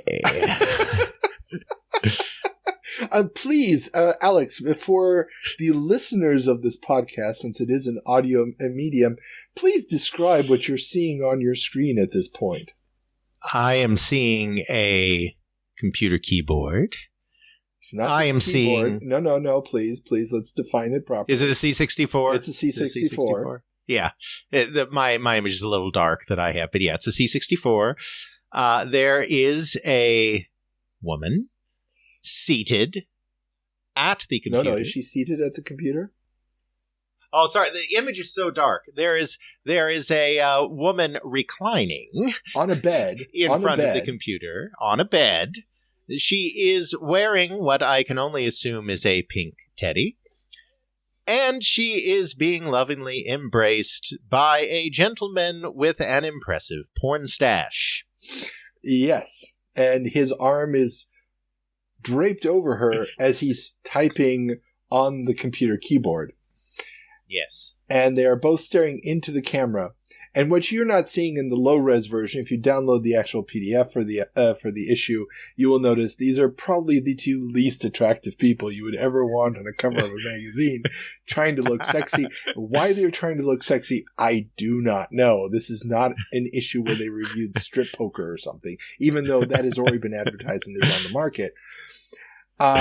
And yes, this is a notoriously terrible cover. All I have to say is this happened. I don't know why. And yes. Okay, I'm just moving on because I was traumatized. Everybody else should not be traumatized as well. Yes, moving on to news in the computer business, and we start with a bit of good news as TI stock shoots up. Okay, and this is... Okay, everybody, brace yourself for timeline-ness. We will get back to magazines shortly. On Friday, October 28th, in 1983, Texas Instruments announced that they would exit the home computer market. On Monday, October 31st, 1983, their stock rocketed up 20% to $122 a share as the retail price of their computers dropped to as little as $20 for those able to still take advantage of the mail-in rebate that ended on October 31st. According to research firm Future Computing, Commodore had sold 33% of the sub-$1,000 computers in the U.S., with TI having sold 19%, Atari 15%, Radio Shack 10%, and Timex 7%. This won't spell the end of the tumultuous price war, though, according to analysts, as IBM has announced a product unveiling for Tuesday, November 1st. Yeah, and I don't think we really need to comment too much here. I think we should just go straight into that product reveal, Carl, as our next headline is IBM introduces the PC Junior.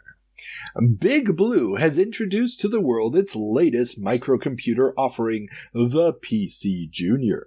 This $700 machine containing 64K of RAM and contains 2 cartridge slots for software will be partially compatible with IBM's Office juggernaut, the PC, and will hopefully bring some stability to a market dominated by cheap machines that seem to only be good for playing games and whose manufacturers may not be in the business long term, making long-term investments in costly software development risky. At least that's the opinion of one Kenneth Williams, that's how he's named in the article, of Sierra Online, who expects the PC Junior to be around for a while. Of course, if you want a PC Junior with a bit more oomph, you'll have to shell out $1,300 for the 128K version that has a disk drive. IBM won't be shipping the units for sale in time for Christmas, instead delivering demo units to its 1,100 dealers, selling the IBM PC with actual stock hitting store shelves in the first quarter of 1984. Analysts don't expect the machine to harm traditional home computer sellers like Commodore. Instead, the Apple IIe is seen as the most likely victim of the system, seeing as its $1,400 price tag for a 64K machine without a disk drive is meant to bridge the home office divide.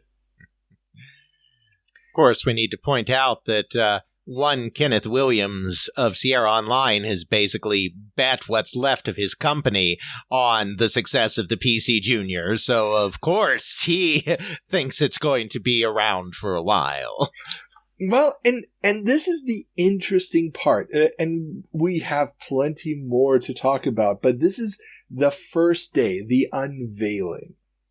And they talked to Ken Williams quite a bit, and we're going to get a few more bits and bobs from him. So the analysts who look at it were underwhelmed by the machine itself at the presentation. IBM has limited the potential of the machine by capping its internal memory to 128K. To avoid business users from buying it instead of the more profitable IBM PC, which will also prevent it from running professional business software like Lotus 123, which requires more than 128K to run, and runs best with more than one disk drive, something that PC Junior also can't be expanded to have. So even if you get the expensive version, you're limited to the one disk drive. Now, and that 64K version with the 2 cartridge slots, you have to save to tape. Great. Now, European listeners, obviously we've talked about this on the show before, tape is still a valid method due to the Sinclair machines in Europe. in the United States, tape has basically been dead since 1980. Yes. It's all disk drives all the time at this point. So yeah, this is very, very retrograde. Now, the biggest faux pas seems to be the rubberized keyboard that people are comparing to chiclet gum, although its wireless interface and 20-ounce weight may make it ideal for use in the living room, and the base model's 40-column display, although the enhanced color graphics are a step up from the IBM PC. But Ken Williams warns that Frogger will never look as good on the PCJr as it does on the C64 or Atari 8-bits. So basically, it's going to suck as a games machine. It's going to suck as a work machine. But, it's got a really light keyboard. Now, and we'll talk more about the keyboard in a moment because there's a whole bit of information on that. It would be nicer if it had a heavier keyboard so it made a more satisfying thud when you threw it across the room in frustration. Yeah. But it's interesting because we've talked about this several times over the last few months. Everybody's been expecting the announcement about the Peanut. Everybody was thinking it was going to come out this Christmas. It's been playing havoc with the stock prices of all the home computer manufacturers. And now that it's out, it's basically just hitting like a... Now, IBM's announcement in November for a consumer product that won't be available until after Christmas is seen by many as a way to freeze sales of competitor systems before the holidays. This would have been unthinkable just a year or two earlier while the U.S. federal government's antitrust lawsuit against IBM for anti-competitive activities was still running. Now that is over. IBM is vying for a chunk of the personal computer market to ensure the future of the company, and market analysts expect to be worth $90 billion by 1992. Okay, I looked up some provisional numbers. The American PC market is not worth that much by then due to a massive amount of competition and price reductions, but, Yeah. PC compatibles, that won't be a thing, right? Yeah, and it's so funny because, they announced it this early to try to freeze people, similar to what Sony did by announcing the PlayStation 2 well before they were ready to ship it. But unlike in that case, this completely backfires because everyone gets an up-close and personal early look at how awful this computer is going to be. Well, it's not only just the people there. They're shipping these out for people to test at the dealerships. Let's not forget, yes. Sears is an IBM PC dealer. That means everybody gets to walk into a Sears computer center and test this thing out. Exactly. Because the thing is, the PCJr could have probably been an initial success just because it had the IBM name, if they had just, not announced it until right before they released and people bought a bunch of them before people started to realize how bad it was. But no, IBM was polite enough to give everyone advance notice on how terrible this thing was going to be. So you don't even get the suckers that buy it for the IBM name at the beginning. Yeah, everything about this launch is just this announcement is a disaster. Now, we're going to be talking about the rest of it later. But yeah, Jack Tramiel, we talked about his quote last month. He was like, no, I'm not competing against IBM. IBM's coming into my house. And he's like, yeah. You showed up with a butter knife to a gunfight. Congratulations, IBM. And once they're in your house, anything you do to them is nice and legal. Yeah, this machine trying to go up against a Commodore 64, when even its biggest software proponent, they got so many quotes from Ken Williams in this New York Times article. Yeah. This is going to be around for a long time. However, The games are never going to look as good as they do on these 8-bit computers. And it's Frogger. It's a 2-year-old arcade game at this point. I mean, exactly. Beachhead is out. It's and this is why I'm very glad we did Beachhead for the 7 minutes, because it just shows where the software is going on computers at this point. And this machine is just not going to be able to cut the mustard. There's no sprite hardware. It's with the limited processing power that you have, you're trying to do this. Now, granted, Ken Williams is going to pull off a minor miracle in many ways with King's Quest on this thing. King's Quest is going to run on the upgraded version. Yes. But, Jesus, it's... But we cannot quite leave this faux pas yet, Carl. We got to dive in a little deeper, because we also have word that small Idaho company to supply PCJr keyboard. Many major players in the computer keyboard business, among them Keytronics, are perplexed at IBM's choice of provider for the PCJr's keyboard. The small company Advanced Input apparently managed to meet IBM's target of a $15 to $20 keyboard by reducing parts. Several competitors have told the New York Times that they spoke to IBM but couldn't match that price. Many could have made full travel keyboards, that's with full button on it, for $25 to $30, but apparently price was king. Plus, IBM didn't want the PCJr's keyboard to be competitive with the PC's offering to not have the cheaper home machine muscle in on its market share, despite the fact that a less than stellar experience for the user, whose interactions with the computer are largely through the keyboard, might not leave a great impression with them. It's just stunning. Oh, that yes. How contemptuous they were. And I realized that IBM had never in its history been a consumer company. It was always a company selling to businesses, governments, large accounts. But their contempt for the consumer, that they think the consumer will not look at this compared to the IBM PC they have on their desk at work, and not notice that something is very wrong here. Yeah, I don't understand, why are they making a device that's supposedly compatible with the big workhorse, but is not functional?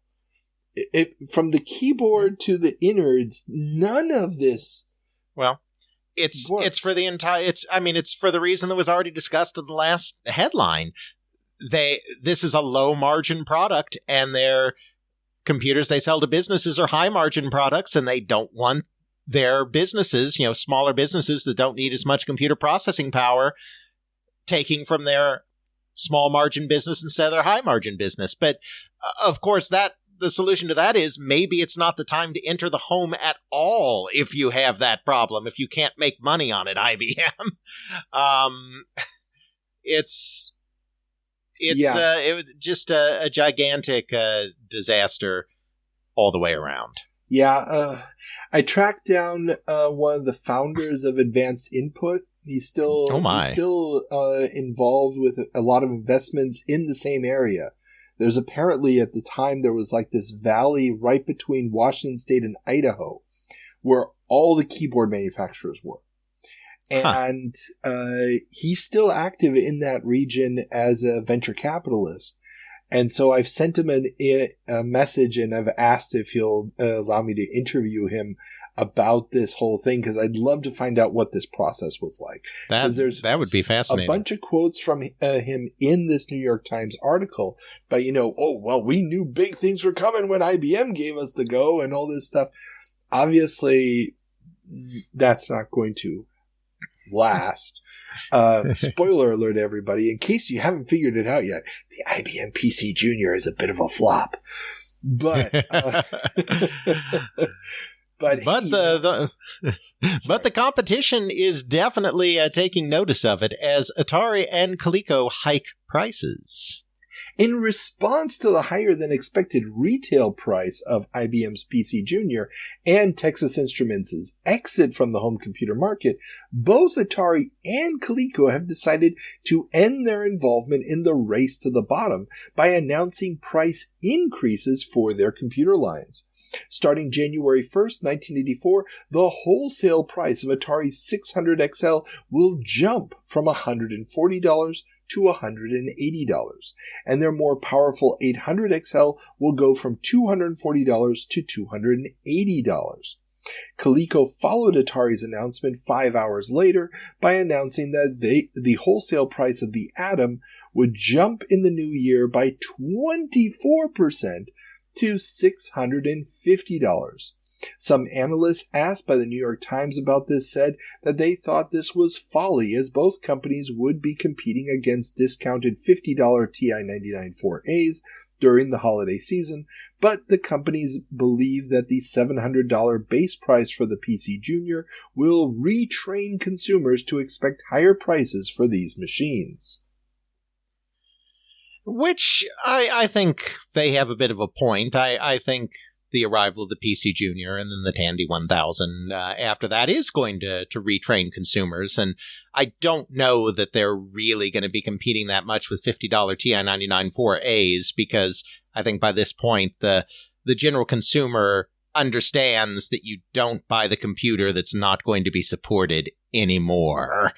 But that said, it is fascinating to see the Coleco price go up this much, because it's like, oh, we can try to use this as an opportunity to sell this for something that actually makes us money instead of, because of course the Atom's a disaster. I mean, the price jump isn't going to help them.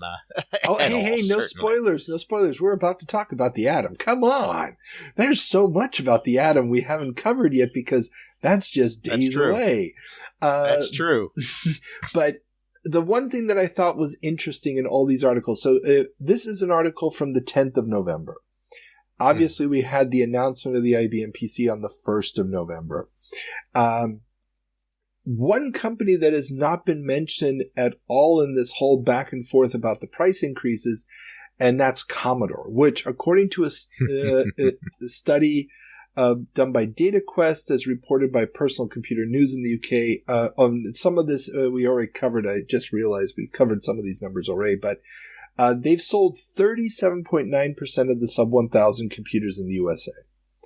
But that accounts for a whopping 43% of the $563 million value of those computers. So they're not at the lowest low end. I mean, that was Timex's deal. They're not at the highest high end. And the Commodore 64 is selling like hotcakes. It's not nearly as cheap as the VIC-20, but it performance-wise, it puts the Atari 8-bits to shame, even the 800XL. Just because, well, let's face it, the heart of the XL is still the same thing that it was in 1979.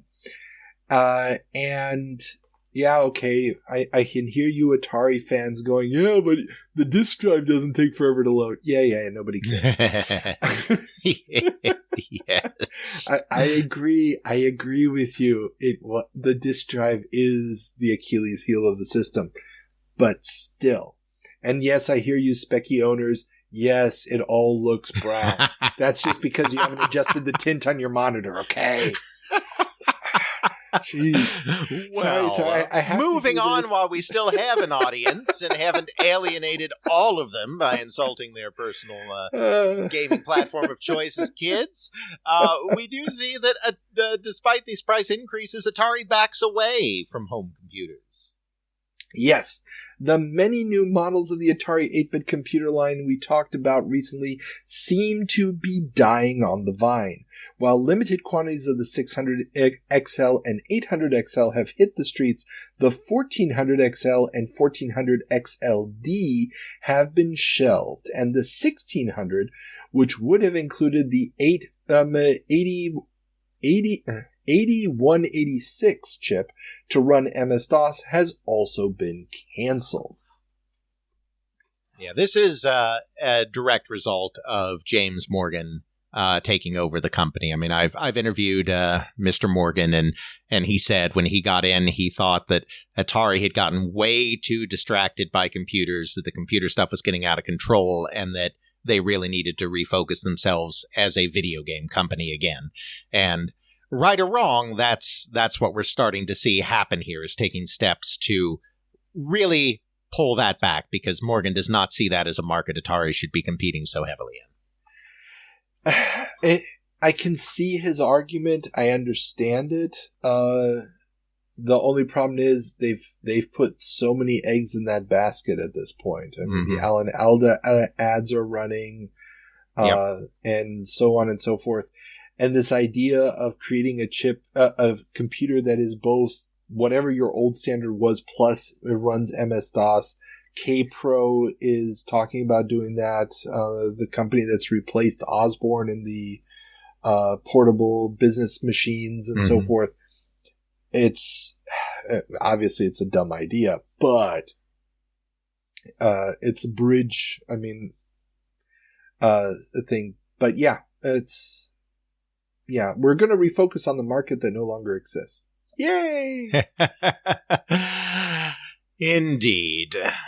And then that other company we talked about a minute ago, Coleco, well, looks like, as you kind of hinted at, Coleco lowers Atom shipment targets.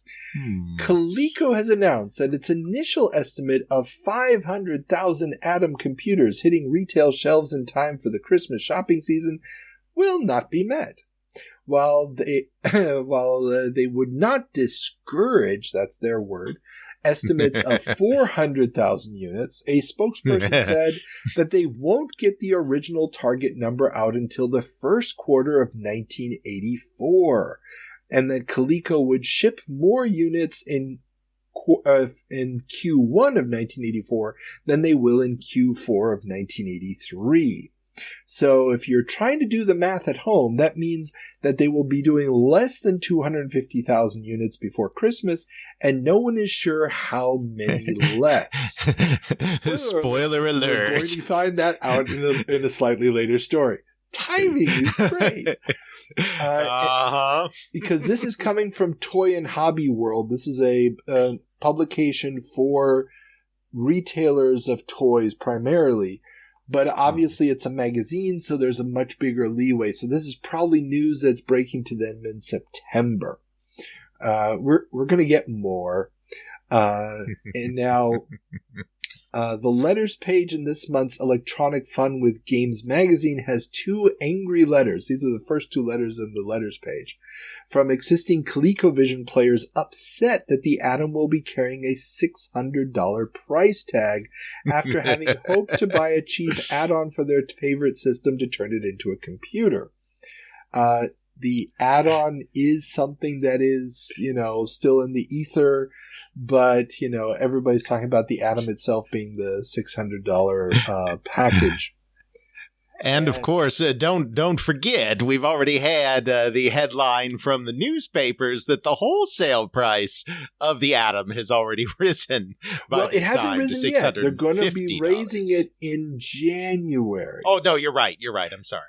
Which is probably also a ploy by Coleco and Atari to get more retailers to order now before the price goes up. I'm sure. I'm sure of that as well, yeah. And I don't think that they're going to be biting, because rumor has it that many major chains that had ordered Atoms are now canceling those orders. Some outright, and some saying that they want to see working units before committing to carrying the system. And the working units is key, as we've talked about in previous episodes. They keep not having completed hardware, because one of the key features of the Atom is the built-in word processor software. Because they had originally promised more than just the word processor. We're going to be talking about the word processor again, because that's kind of a problem. But okay, sorry. There's so many little. Sorry, I had a lot of fun working up this episode. This was much fun. Well, yeah, we have a narrative thread. We have a crescendo building here where each story is feeding off the next. Speaking of those rumors about major chains, well, it looks like, according to the New York Times, JCPenney and Kmart pass on Atom. The U.S.'s number 2 and number 3 retailers have both announced that they will not be stocking Coleco's Atom computer this holiday season. JCPenney, the third biggest retailer, explained its decision not to order any units of the system as, quote, problems of availability, end quote, and Kmart seems to be rethinking the fast-moving computer market. JCPenney is planning on stocking the Atom add-on for the ColecoVision, though. Yes, problems of availability. Yeah, that was such a beautiful line. It was like, yeah, aka Coleco. Well, remember, Coleco is no longer producing ColecoVisions because they stopped all production to create the Atom. So, there's less ColecoVisions to buy add-ons for. Great idea. Yeah. So this is on November 15th in the New York Times. Let's jump forward to November 24th. Well, Carl, I'm getting word now that Atom shipments lower than expected. So we're talking like 200,000 now, right?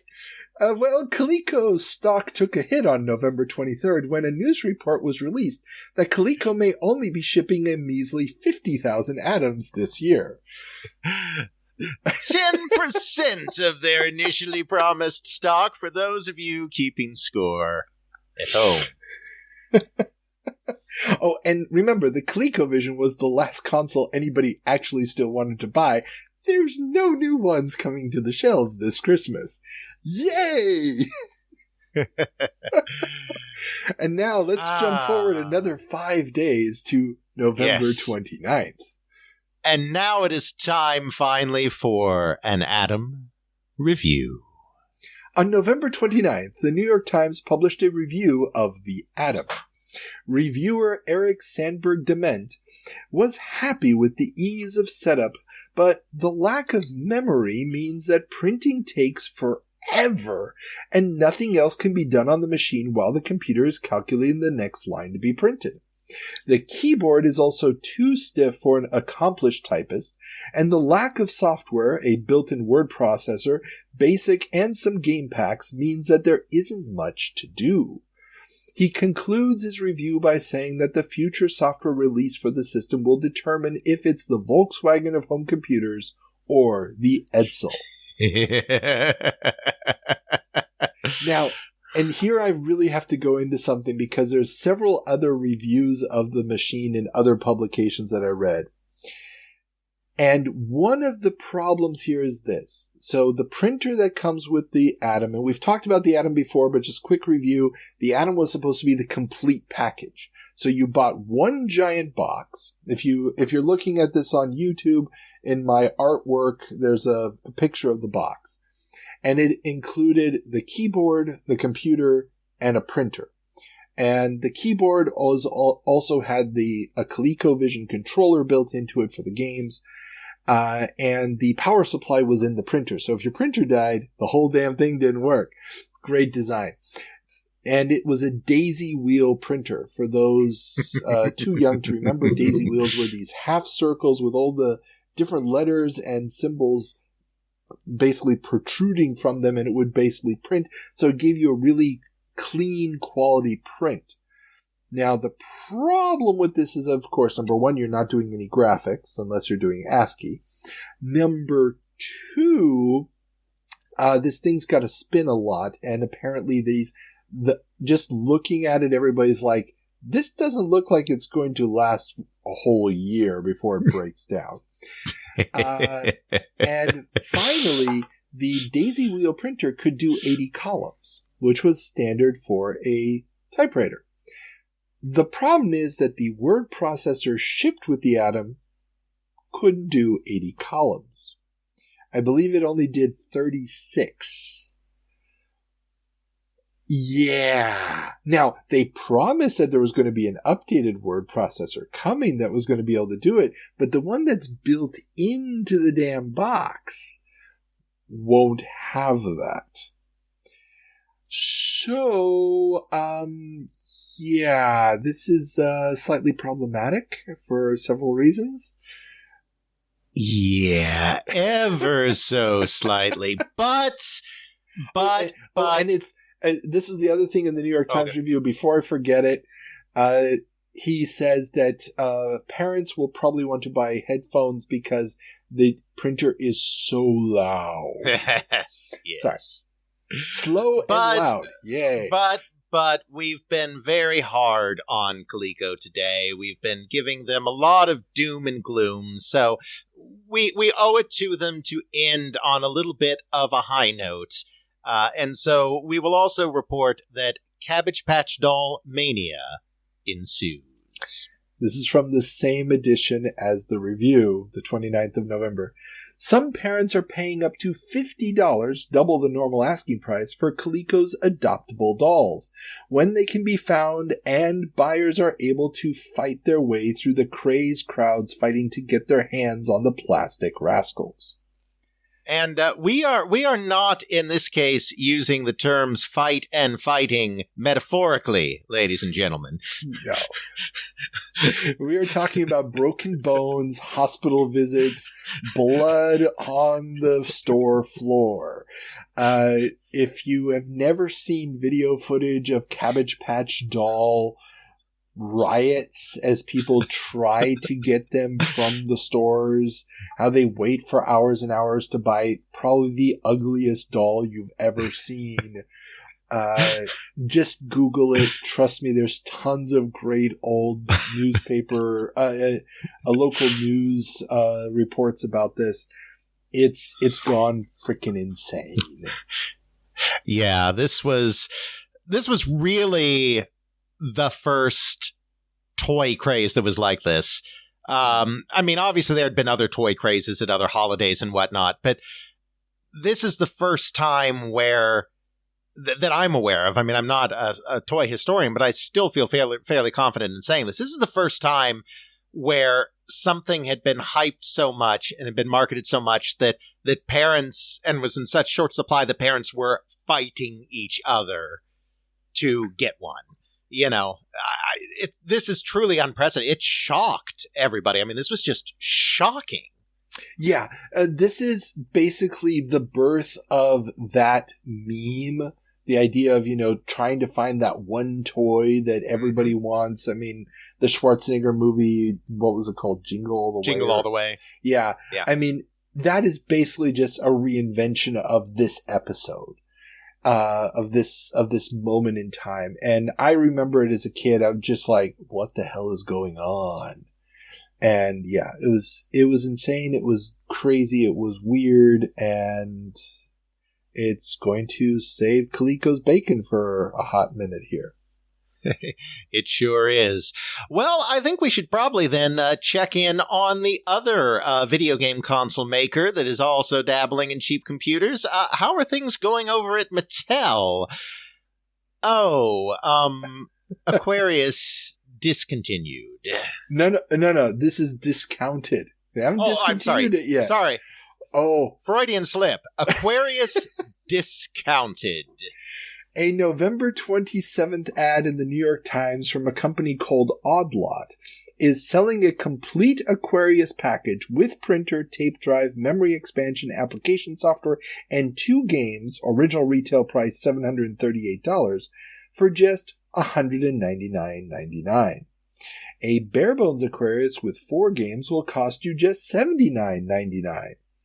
They are also selling iMagic and Mattel VCS cards for just $4.99 each, and the Microvision can be had for just $9.99. You know, there are always winners and losers. Even in the apocalypse, you still get winners. And the winner of the video game crash, the great video game crash, was Oddlot, which got a ton of remaindered stock from everybody. And then, even though they didn't sell it for much, basically it was all pure profit because they bought it for nothing. Yeah. So we don't have official word yet that Mattel is exiting this business, but we now have official word that either a whole bunch of their stock fell off of a truck in New Jersey, or they are in fact out of this business. Yes. Because the Aquarius is one thing, but then you get the M Network VCS cards. And that is, for me, like the canary in the coal mine. When those, the Tron game is $4.99. All bets are off. Mattel is just, let's get rid of this. Not going to make any big announcements about it, but let's just dump it. Yeah. Meanwhile, in the winner's circle of the home computer market, Commodore teases TED. Oh, yes. At the January CES, Commodore intends to show off a new microcomputer based on its TED chip, an all-in-one unit that will further help reduce manufacturing costs. The new system, dubbed the Commodore 444, will have 4 cursor keys on its front, in no way similar to the MSX, a built-in word processor in no way similar to the Atom. Well, it will be similar to the Atom in one aspect. It's going to suck. Exactly.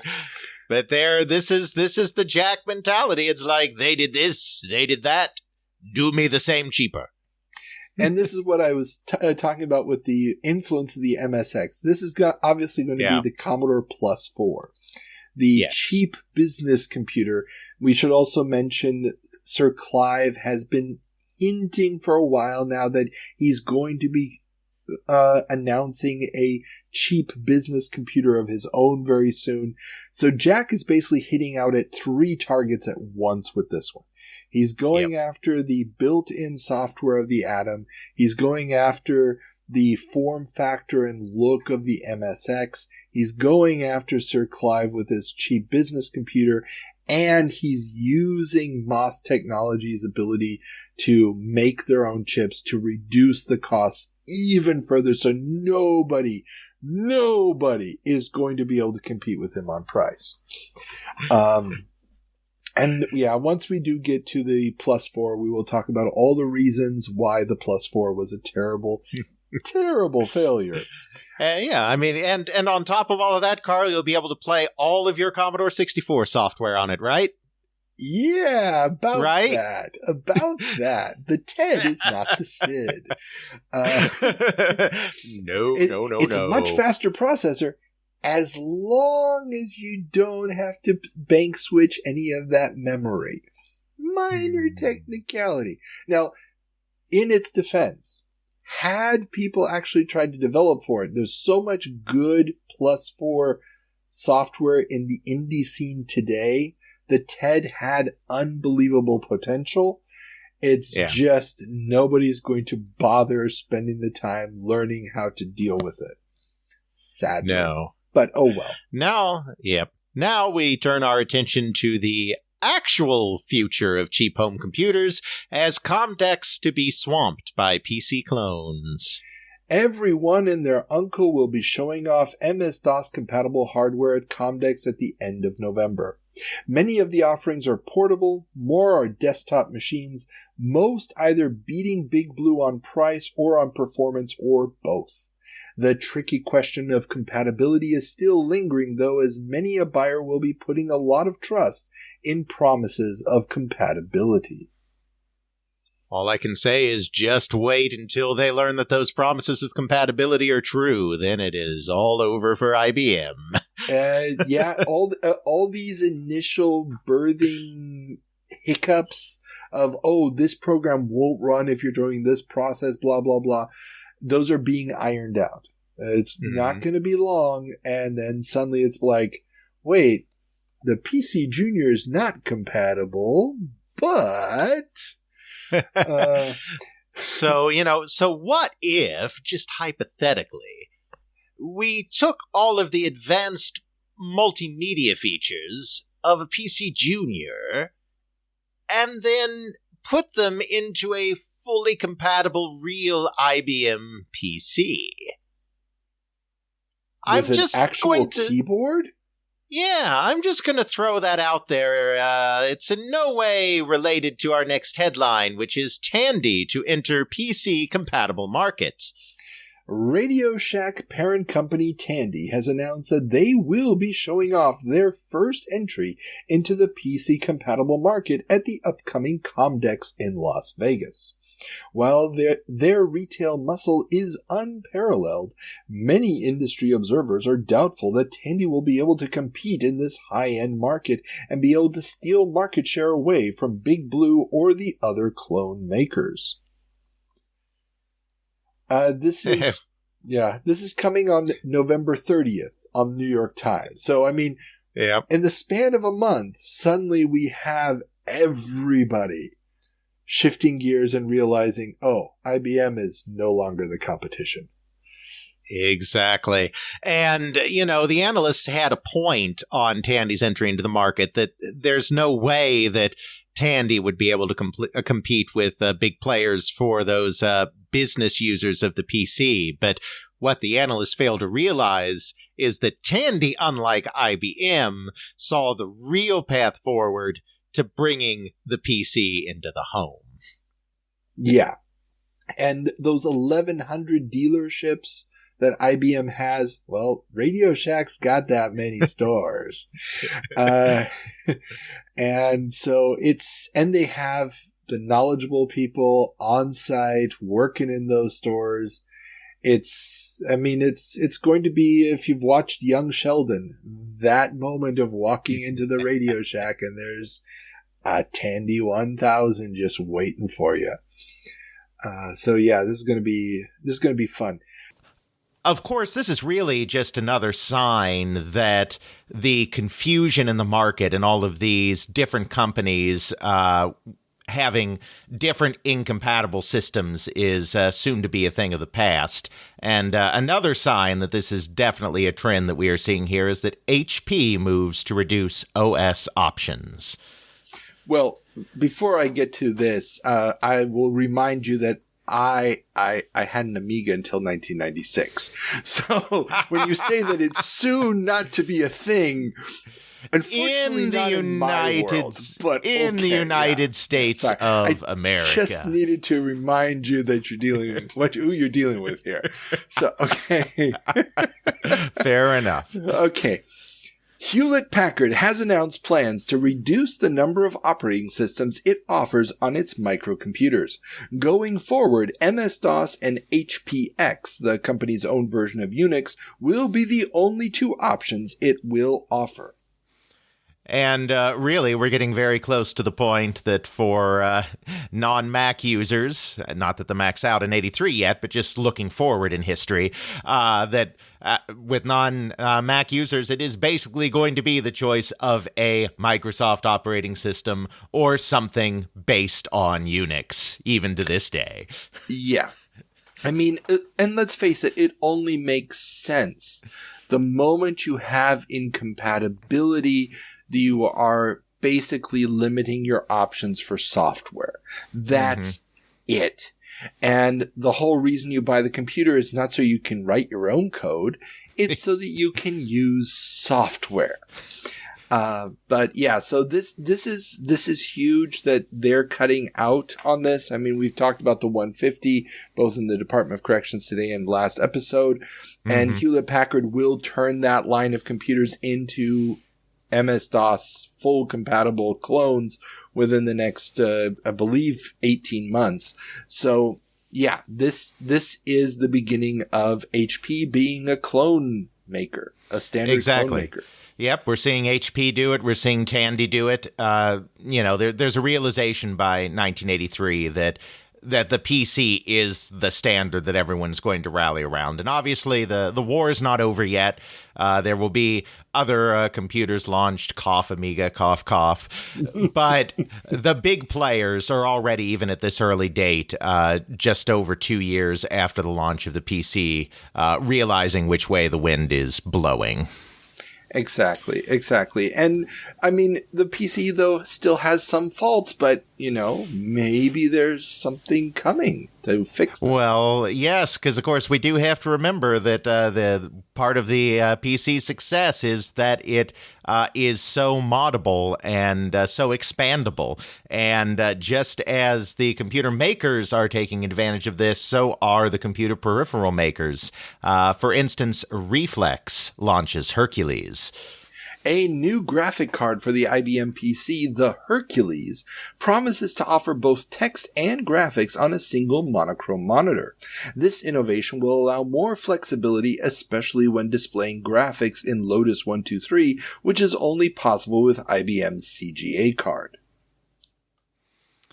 And as somebody who grew up in Argentina, where the PCs, it took hold relatively early, but were so expensive, Hercules was the standard.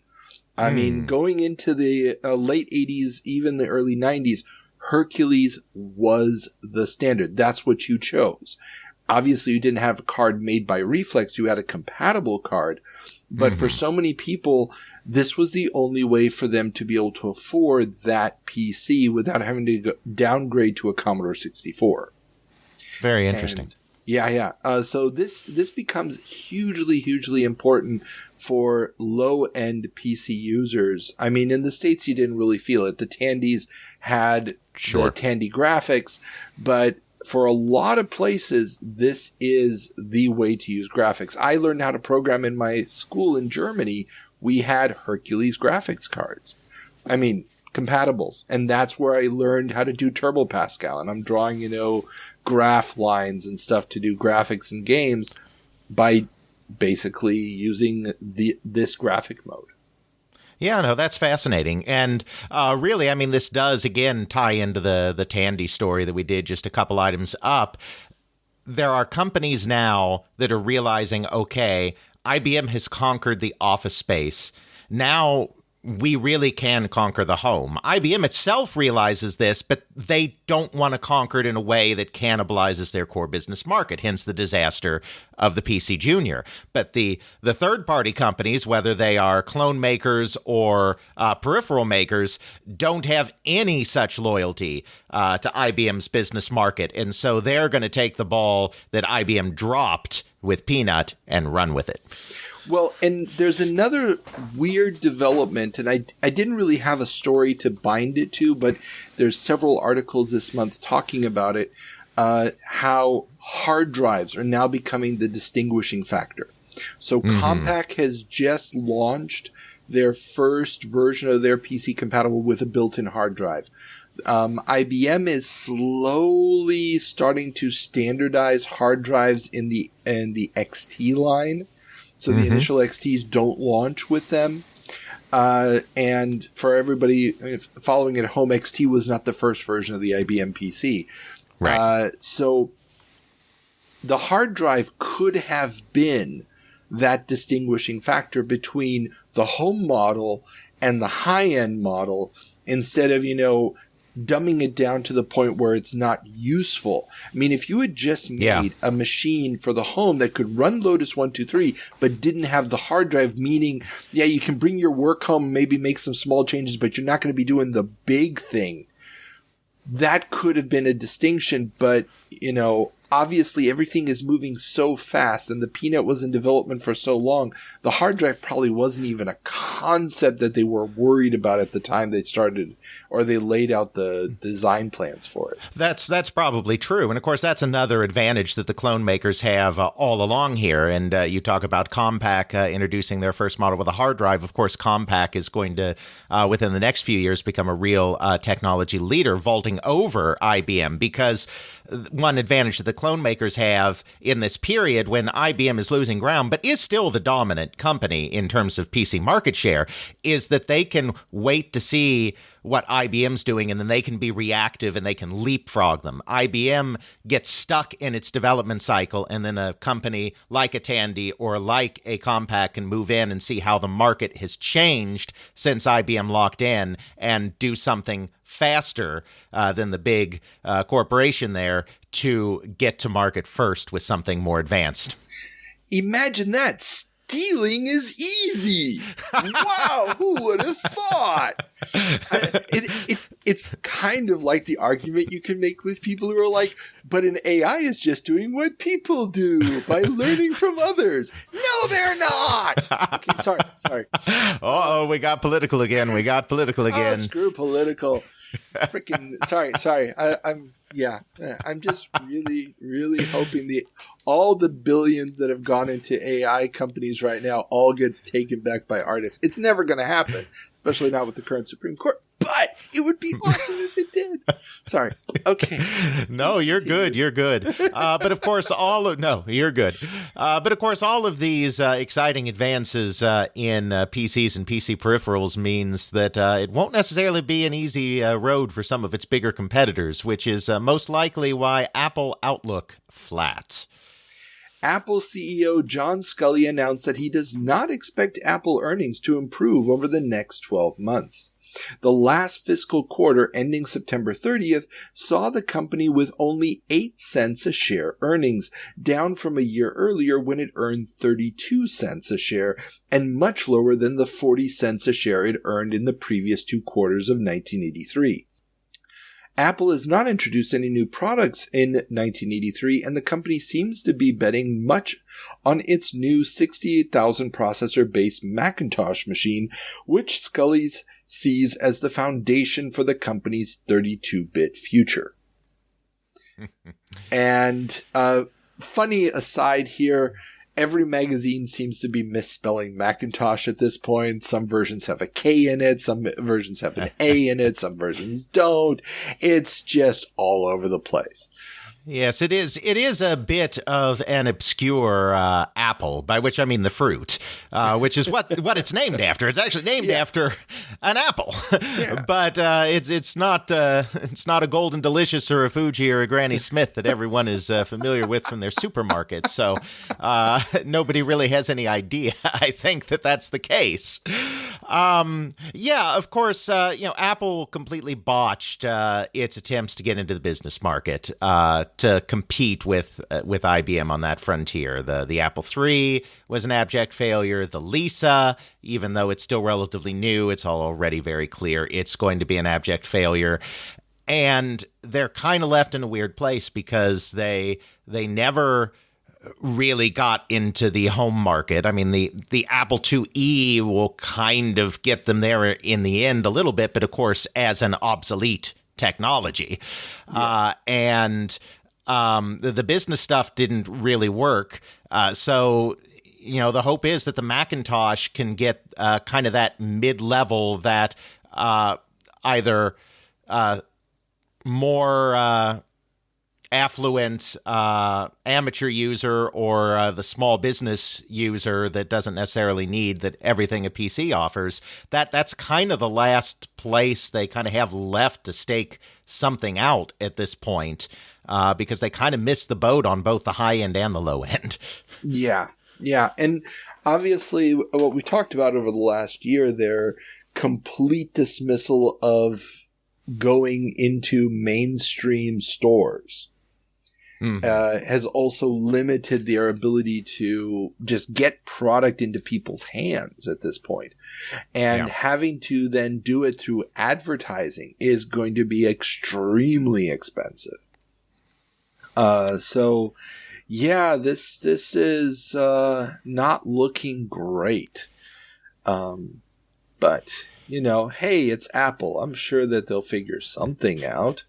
And I'm sure it will be insanely great, Carl. Yeah. Daisy chain networks. That's a great idea. Sorry. I'm still scarred from having to manage those. Okay. But yes. But even with all of their hopes towards this new Macintosh machine, however it's spelled, even Apple is having to bow to the new reality on the market as Apple funds IBM clone adapter. Apple looks to be bowing to pressure from the market to offer a PC compatibility by funding Rana Systems' new Apple II add-on that will provide Apple II Plus and IIe users the ability to read and run MS-DOS software. The $2,000 add-on will have its own CPU and 2 disk drives. John Scully called it a, quote, gateway to the MS-DOS world, end quote. This is in addition, of course, to third-party solutions that already allow expansion of the system with 8088 chips on board and even a few companies offering cards with 68,000 chips on board, although no one is quite sure why. Now, Mr. Scully is aware that in order for something to be a functional gateway to something else, it needs to be a wee bit cheaper than that something else. Otherwise, people will ask the very real questions. Why are we expanding our Apple when we can buy an IBM PC? Well, not only that, I tried to do a little bit of digging into these devices to try to figure out, did they even ship? So they end up shipping 2 versions of this thing. One version is basically just the disk drive so you can read MS-DOS disks via your Apple II. So you have an extra set of drives that read the DOS disks. Then the second version of this is the one that has basically an entire IBM PC compatible, but as far as I can tell, and I couldn't find any good pictures of these things, it doesn't have any expansion slots. It can't do CGA. It's pure text mode. As we just heard, Hercules is here. IBM PCJr is here. By the time this thing hits, you're already basically running a retro version of this. Yeah. And as a side note, I didn't put this in the show notes, but there's already a quick notice in one of the magazines that somebody has written an Apple II emulator for the Commodore 64 in software. Same CPU, newer version of the same CPU, blah, blah, blah. How good this thing actually worked, I have no idea. But the fact is, yeah, it's you, like you said, why? Why? What is the purpose? Well, clearly a desperation move. Yeah. I mean, I think probably, and this is just speculation, but I think John Scully coming out of the soft drink market where if your major competitor, Coke, makes a move in one area, then you, Pepsi, have to respond in that same area. I think there's this idea that, okay, IBM is beating us in this segment. We need to go after IBM. And it's low risk for them because they're funding this company. They're not actually releasing the company's products itself. So I think that's probably where the thinking is, but it's not helpful, no matter where the thinking is. Well, I mean, and one thing is, and there's huge sections in Apple dedicated magazines to Z80, the Z80 processor add-on card. Right. Especially the one Microsoft brought out that allowed you to run CPM. So they had so much success with that in the past. And we're going to see another company in a few stories also trying to do the expansion card with new CPU thing. They had so much success with that in the past. I guess they're trying to do it. The only problem is they're not just dealing with old tech and trying to bring an old operating system into their newer system. Now they're trying to take their older system and trying to leap it into the new one. And anybody who's ever tried to emulate a newer system on an older system knows that doesn't really work. So no. Moore's Law has little something to say about that situation. Yeah. Meanwhile, it looks like some little company called Microsoft is debuting some little thing called Windows. Yeah, the New York Times has a short blurb about how Microsoft has shown off its new system for running multiple programs at the same time using various quote-unquote Windows, and they put it in quotation marks in the article too, and controlling it all with a box-like device called a mouse. Again, this is their phrasing for it. This new software will take on VisiCorp's Vision, The UK's Personal Computer News also highlights that Quarterdeck will be promoting its entry into the PC windowing battle with a program called Desk, D-E-S-Q. While Vision is going for a more Lisa-like interface, Windows is far simpler, but neither will be able to run so-called misbehaved programs that bypass MS-DOS, such as Lotus 123.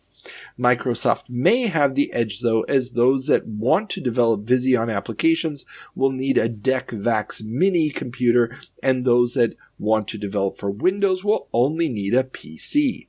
Windows won't be available before April, but a wide swath of hardware companies have already announced support for the system, including Apple, Tandy, HP, Digital Equipment, and Wang, with software developers Lotus, Peachtree, Ashton Tate, and Software Arts also on board.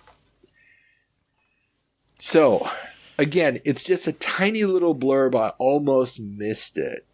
And it really is sort of okay, we know the Mac is coming because we're developing software for it, so we need to get it out there first. Again, historically very problematic, but I think tonally very accurate.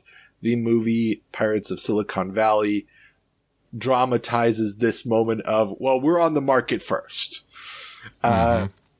Even though obviously Vision and Lisa were there before, but we're going to forget those for a moment, like the rest of everybody did.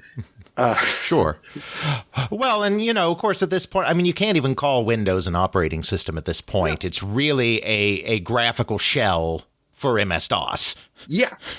And that, they also talk about it. It's like, it's something that runs on top of MS-DOS. This is why any program that basically shuts off MS-DOS and replaces it, like Lotus does, for efficiency, isn't going to run because it's not using the command codes of MS-DOS. But it's clear windowing is coming. It's going to be there. Now the question is, who is going to own that market?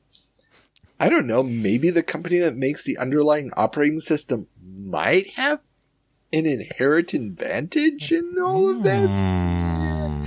Maybe the federal government will want to say something about that. But again, we're getting ahead of ourselves. Or those who listen to the show for a while know how that story ends through the 30-year jumps. Okay, so. Good old Ronnie's president. He's not going to care. Nah. Well, I did find it interesting that Apple was listed as a hardware company for this. And I don't know why. Was it because they were going to support it for their add-on? I can't imagine, because it wasn't going to have the graphics. I have no idea, but Apple is listed. That is very interesting. Yeah. But, I wouldn't necessarily invest in these box-like things called mice yet, Carl, because I think perhaps that light pens are the interface choice of the future. While HP is busy with their touchscreens and Microsoft has their mouse, light pens are marching forward on micros. From British company Stack to Matsushita, light pens are appearing everywhere this month. Could they replace the faithful joystick or even the mouse? Food for thought there. And okay, I have to admit here a personal history with light pens.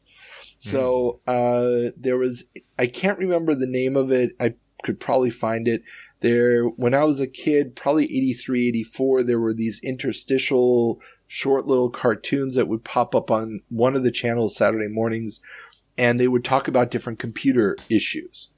And one of the episodes that I saw multiple times that just stuck with me was one explaining light pens. And you could touch things on the screen. This, as somebody who was already addicted to the cartoons, was blown away by Dragon's Lair. The idea of drawing something on the screen just took my breath away. And so the first chance I had to get a light pen, which was probably my 11th birthday, I got a light pen. This was in Argentina. Tried to use it on a Commodore 64 with Koala Pad. That it was not a very positive experience. That was hard to control.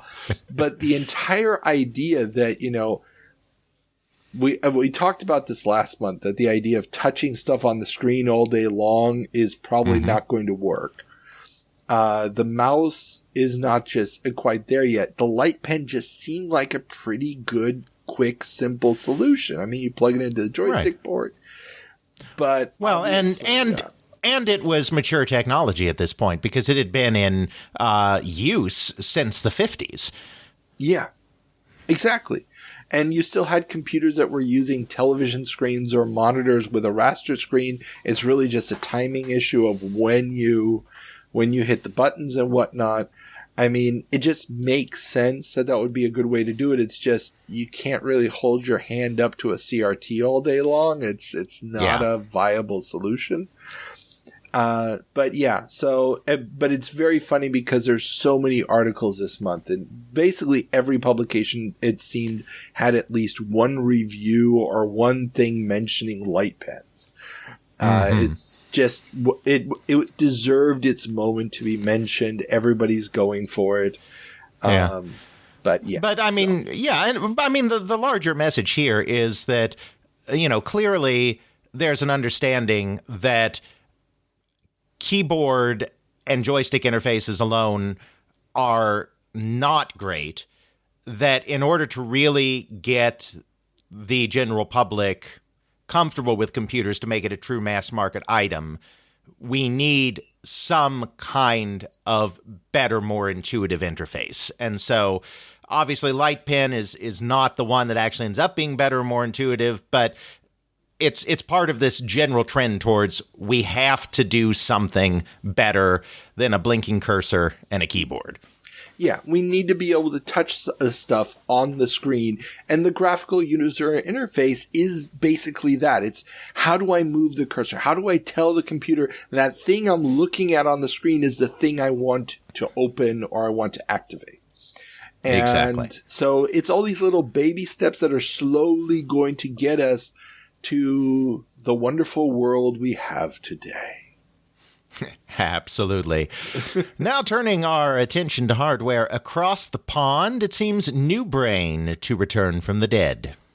The Dutch company that bought the Grundy assets plans to have the New Brain microcomputer back on store shelves by the end of November.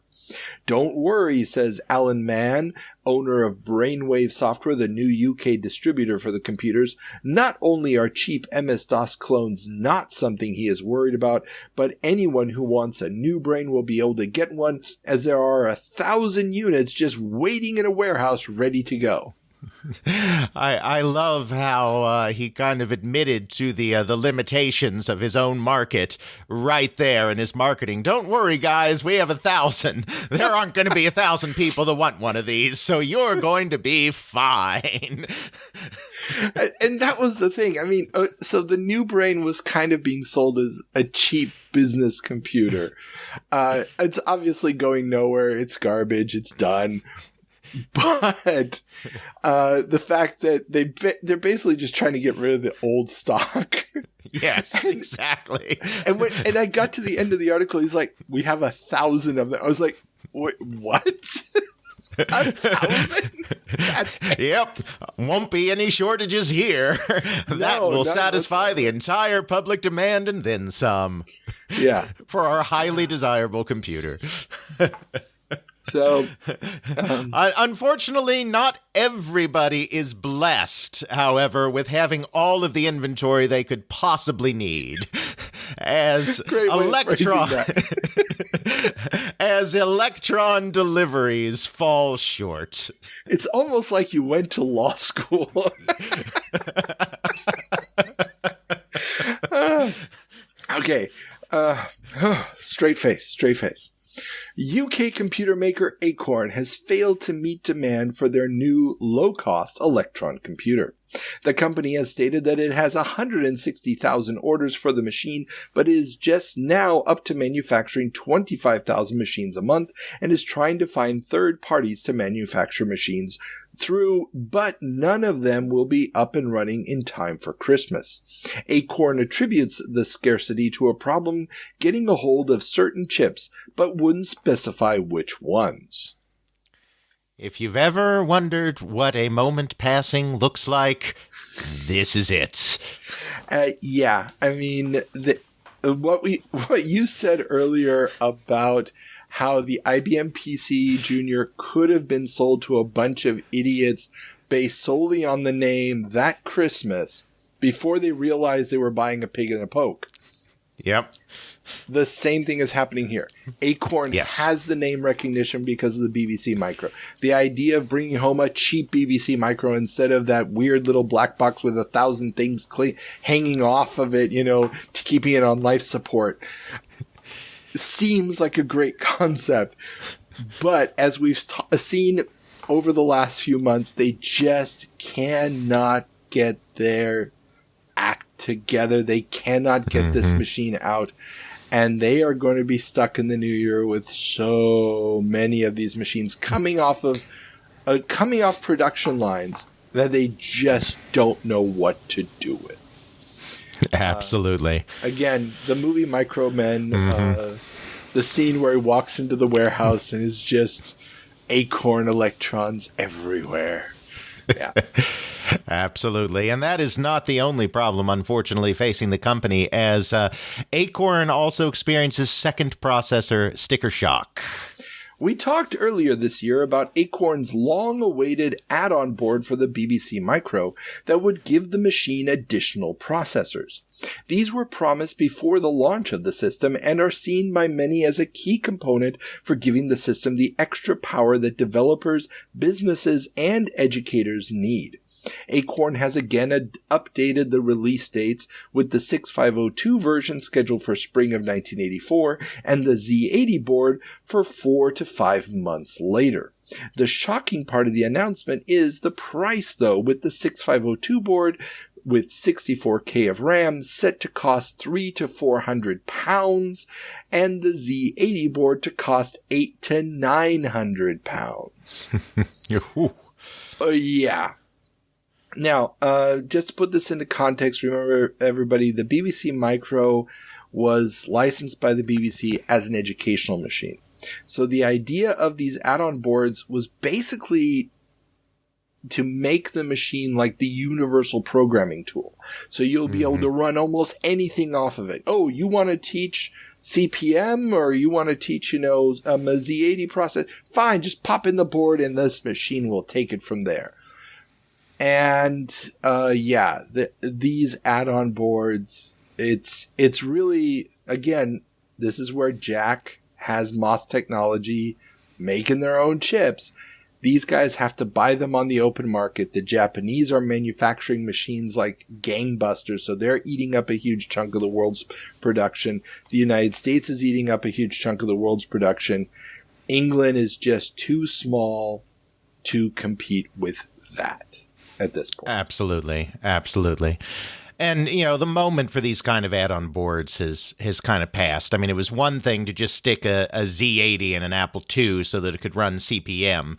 But, you don't just need the processor anymore. You need the supporting memory. You need all the other stuff to help make it function. And it's just really not cost-effective anymore.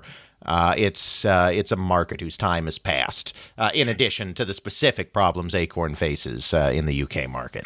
Of course. I mean, because we're past the days of text-only prompts. That is over.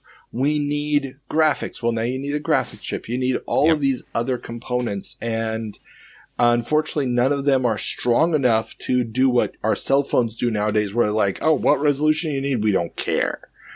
Right. Everything is still, timed by, the lines on the screen and how much processing can you do in the interrupt and all this other stuff. So it kind of you either have super customized hardware for a very specific purpose, or you have to have a machine that's so damn expensive it becomes an IBM PC. Absolutely. But that doesn't mean... One more thing, just as a side note here, because, again, it didn't make the notes. Sorry, this was a very weird episode to research.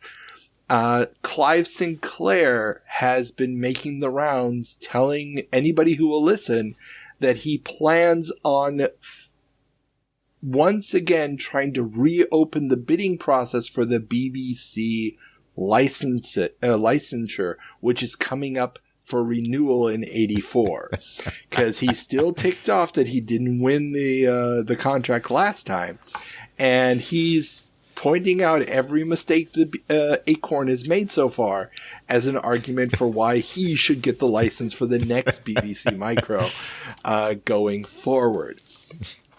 Just thought I'd mention this in this entire conflict because we'll probably hear about it again in a few months.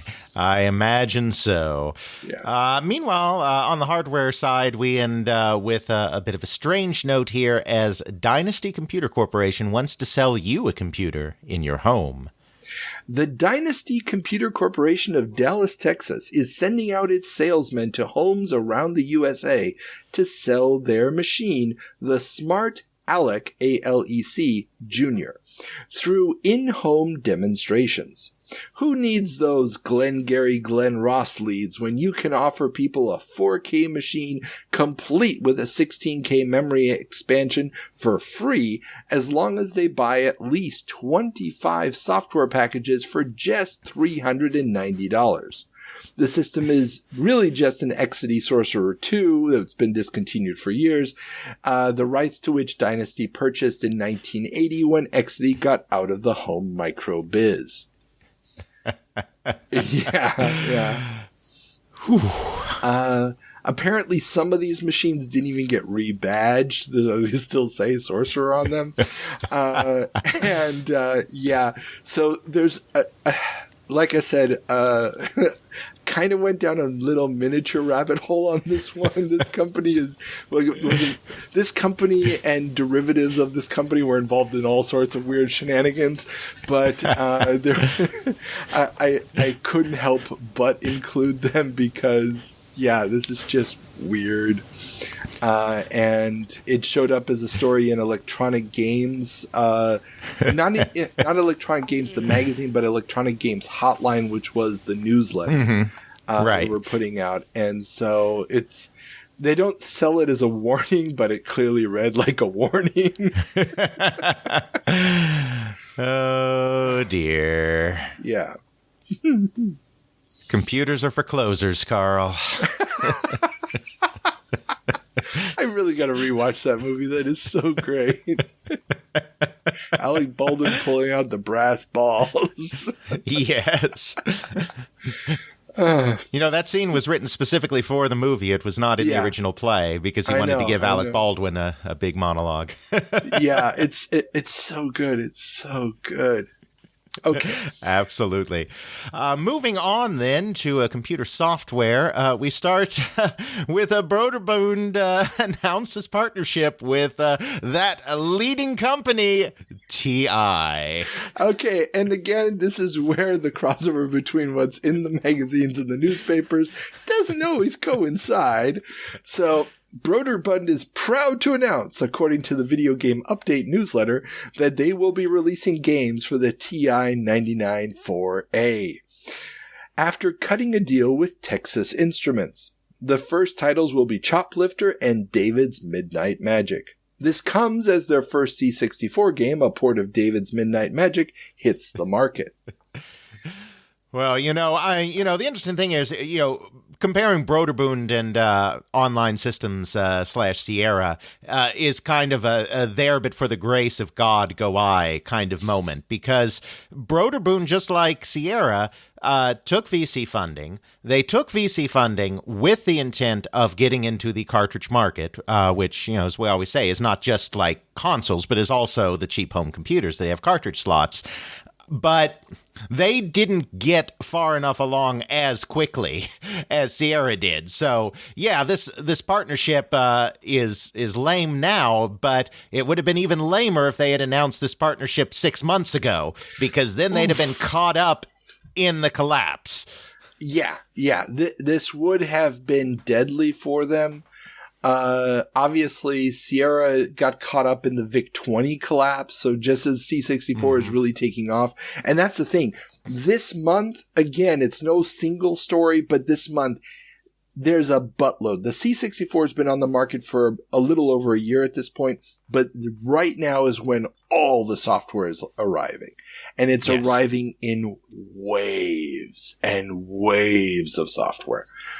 Everybody is porting their existing programs over. Sierra is still advertising their VIC-20 software on cartridge. Yeah. They are sitting on that inventory and they don't know what the hell to do with it. But hey, the PCJr uses carts. And they have a shiny new deal, well, not new, but a shiny deal with IBM to make a game for the PCJr. So that'll go well. Yeah. But the games won't look as nice. Well, what does that matter anyway, Carl? I don't know that graphics are really all that important in computer games anyway. At least that is the opinion of certain companies, as Infocom disses graphics. Infocom has launched 2 ads touting the inability of computer hardware to do its game's graphical justice. Their 2-page ad shows a giant brain with a glowing center and sports a headline that reads, quote, "We unleash the world's most powerful graphics technology," end quote. They go on to laud their pros and talk about how discriminating players choose Infocom. This all in the middle of an article in Compute Gazette about the future of computer graphics. And it's a really cool article. It's like, high-end flight simulators. I was like, holy crap, they were really doing that already? And it's pretty cool. The second ad is a 1-pager that appeared in Family Computing that shows a very blocky and angry red monster and is followed by the line, "Would you shell out $1,000 to match wits with this?" Okay, yeah. We talked about these ads. I talked to Ken Williams about these ads in my interview with him because he was quite pissed off about them. Because it's clearly a dig in small part at him, at the adventure games with graphics. This is Infocom going on the defensive, just as computers are getting better at that whole graphics thing. Exactly. But, you do have to give them, this was a ballsy move. Just as when, Apple took out that infamous ad, "Welcome IBM," seriously, they see the threat there, and they're trying to meet it in a way that doesn't compromise their core raison d'etre, essentially. Now, just as with that Apple ad, this will look not entirely prophetic in a very short period of time. But we do have to remember, obviously the Infocom people grew up with text, and so they loved text. That's part of what's happening here. But the other part is, I think that Infocom hasn't quite realized yet at this time, because things move so quickly, that the home computer market is about to seriously consolidate around an incredibly small number of standards. Because one of the reasons that Infocom stuck to text, and text only, so long, when they could have easily, from a programming talent perspective, gotten images in there a very long time ago, is that they have an engine, their Z machine, that is a virtual machine that they can make run on basically anything. And they see that as a point of pride with their products, that they can basically run their text adventures on anything. But as long as the disk drives are in the freezer. Yes, right. But, as soon as you add graphics, that's no longer the case. It's the same thing as we talked about with the add-on boards that used to, come out with chips. It was one thing to throw a Z80 chip in an Apple computer when all you had to do was run text, but then it becomes prohibitively expensive and complicated when you have to do graphics. Well, it's the same with Infocom. Infocom can no longer maintain their games across all of these different platforms if they do very sophisticated graphics. And the real misguided step that they took here is that they decided that capability was more important than anything else, which really hamstrung their ability to even put rudimentary pictures in their later games. And with the market consolidating around just a small number of platforms, that vast portability was just no longer an advantage. Yeah, and I mean, I talked to Mike Holbrook about this, Infocom veteran. Dornbrook, thank you. Yeah, quite extensively, because they did try to do that with their weird board game, video game hybrid. Yeah, and it failed miserably because the graphics basically sucked on every platform they released it for. Because it had to be the lowest common denominator. And yeah, but they're putting themselves in a corner here. They're basically locking themselves into something that will not be tenable in the even in the short term. Right. Because of course, at this time they're really competing against, Mystery House, Wizard and the Princess, Time Zone, where the art in that leaves a lot to be desired. But of course, Sierra is within the next year going to launch a little thing called King's Quest. And now, instead of competing with games that just have rather crude static images that are primarily drawn through draw and fill routines as a way of saving memory, they are going to be competing with fully animated adventuring worlds. And that is a whole different beast. It's what we were just talking about with the light pens. I want to go and see what's behind that thing over there. I want to interact with that thing that I can see. It's the whole video in video game. And again, I know I sound like a broken record. Beachhead is a harbinger of this. It's the idea that it's not just one simple set of actions that you repeat. It's, in this scene, we're doing something completely different. In this scene, the world would require me to have more than one skill set. And their text adventures can do that, but they can't do it with the visual element. And I mean, they're going to get stuck in a corner. I mean, their games are getting reviewed in so many magazines as spectacular right this month. I mean, what was the comedy one that basically Space Quest kind of rips off with the janitor in space? What was it called again? Not Starcross. It was, No. Planetfall. Planetfall comes first and Stationfall is the sequel. Yeah. Okay. Planetfall. I knew it was one of those two. I mean, that's the thing. Infocom in their writing was starting, particularly someone like Steve Moretsky, to move towards some of those elements that would be appealing in graphical games like Space Quest or Leisure Suit Larry or just about anything you name from Lucasfilm Games / LucasArts. But keeping it tied to text is just a huge mistake. And then when they finally decide, okay, fine, yeah, we should add some graphics, keeping it tied to easy portability across multiple hardware systems was just as big a mistake. And there's also going to be an element of lack of experience at that point. At this point, absolutely. They're going to be the huge advantage, but all the lessons that, well, you can argue about how many lessons Sierra actually learned, but about gameplay design. But the lessons that Sierra learns about what works and what doesn't work with the graphics and with the interface, the lessons that LucasArts learns through Labyrinth, Habitat, Maniac Mansion, and so forth.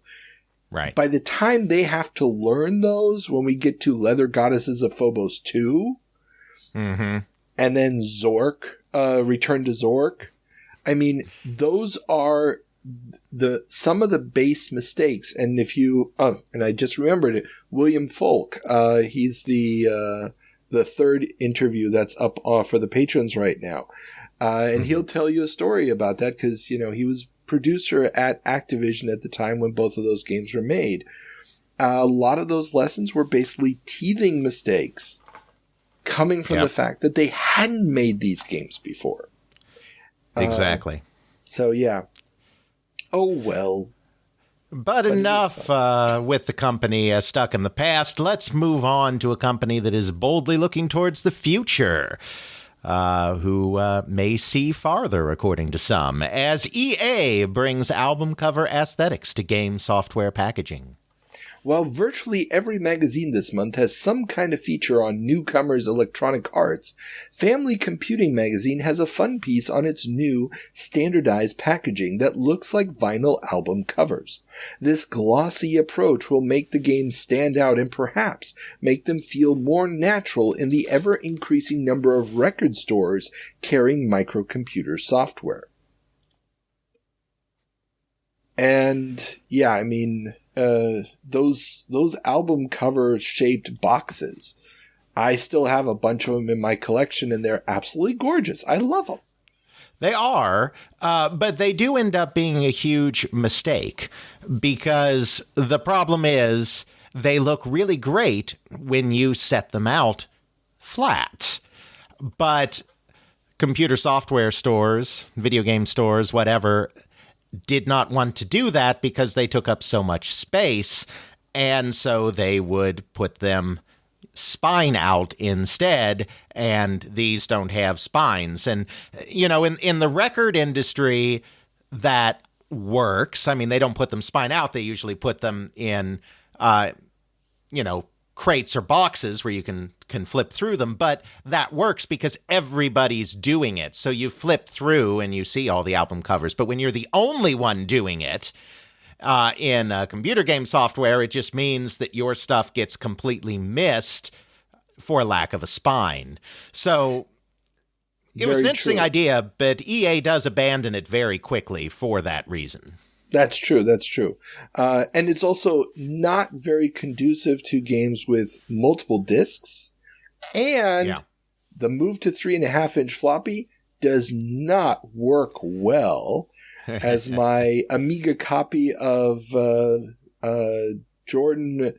Not Jordan versus Bird, but Dr. J versus Dr. J versus Larry Bird for the Amiga will attest to.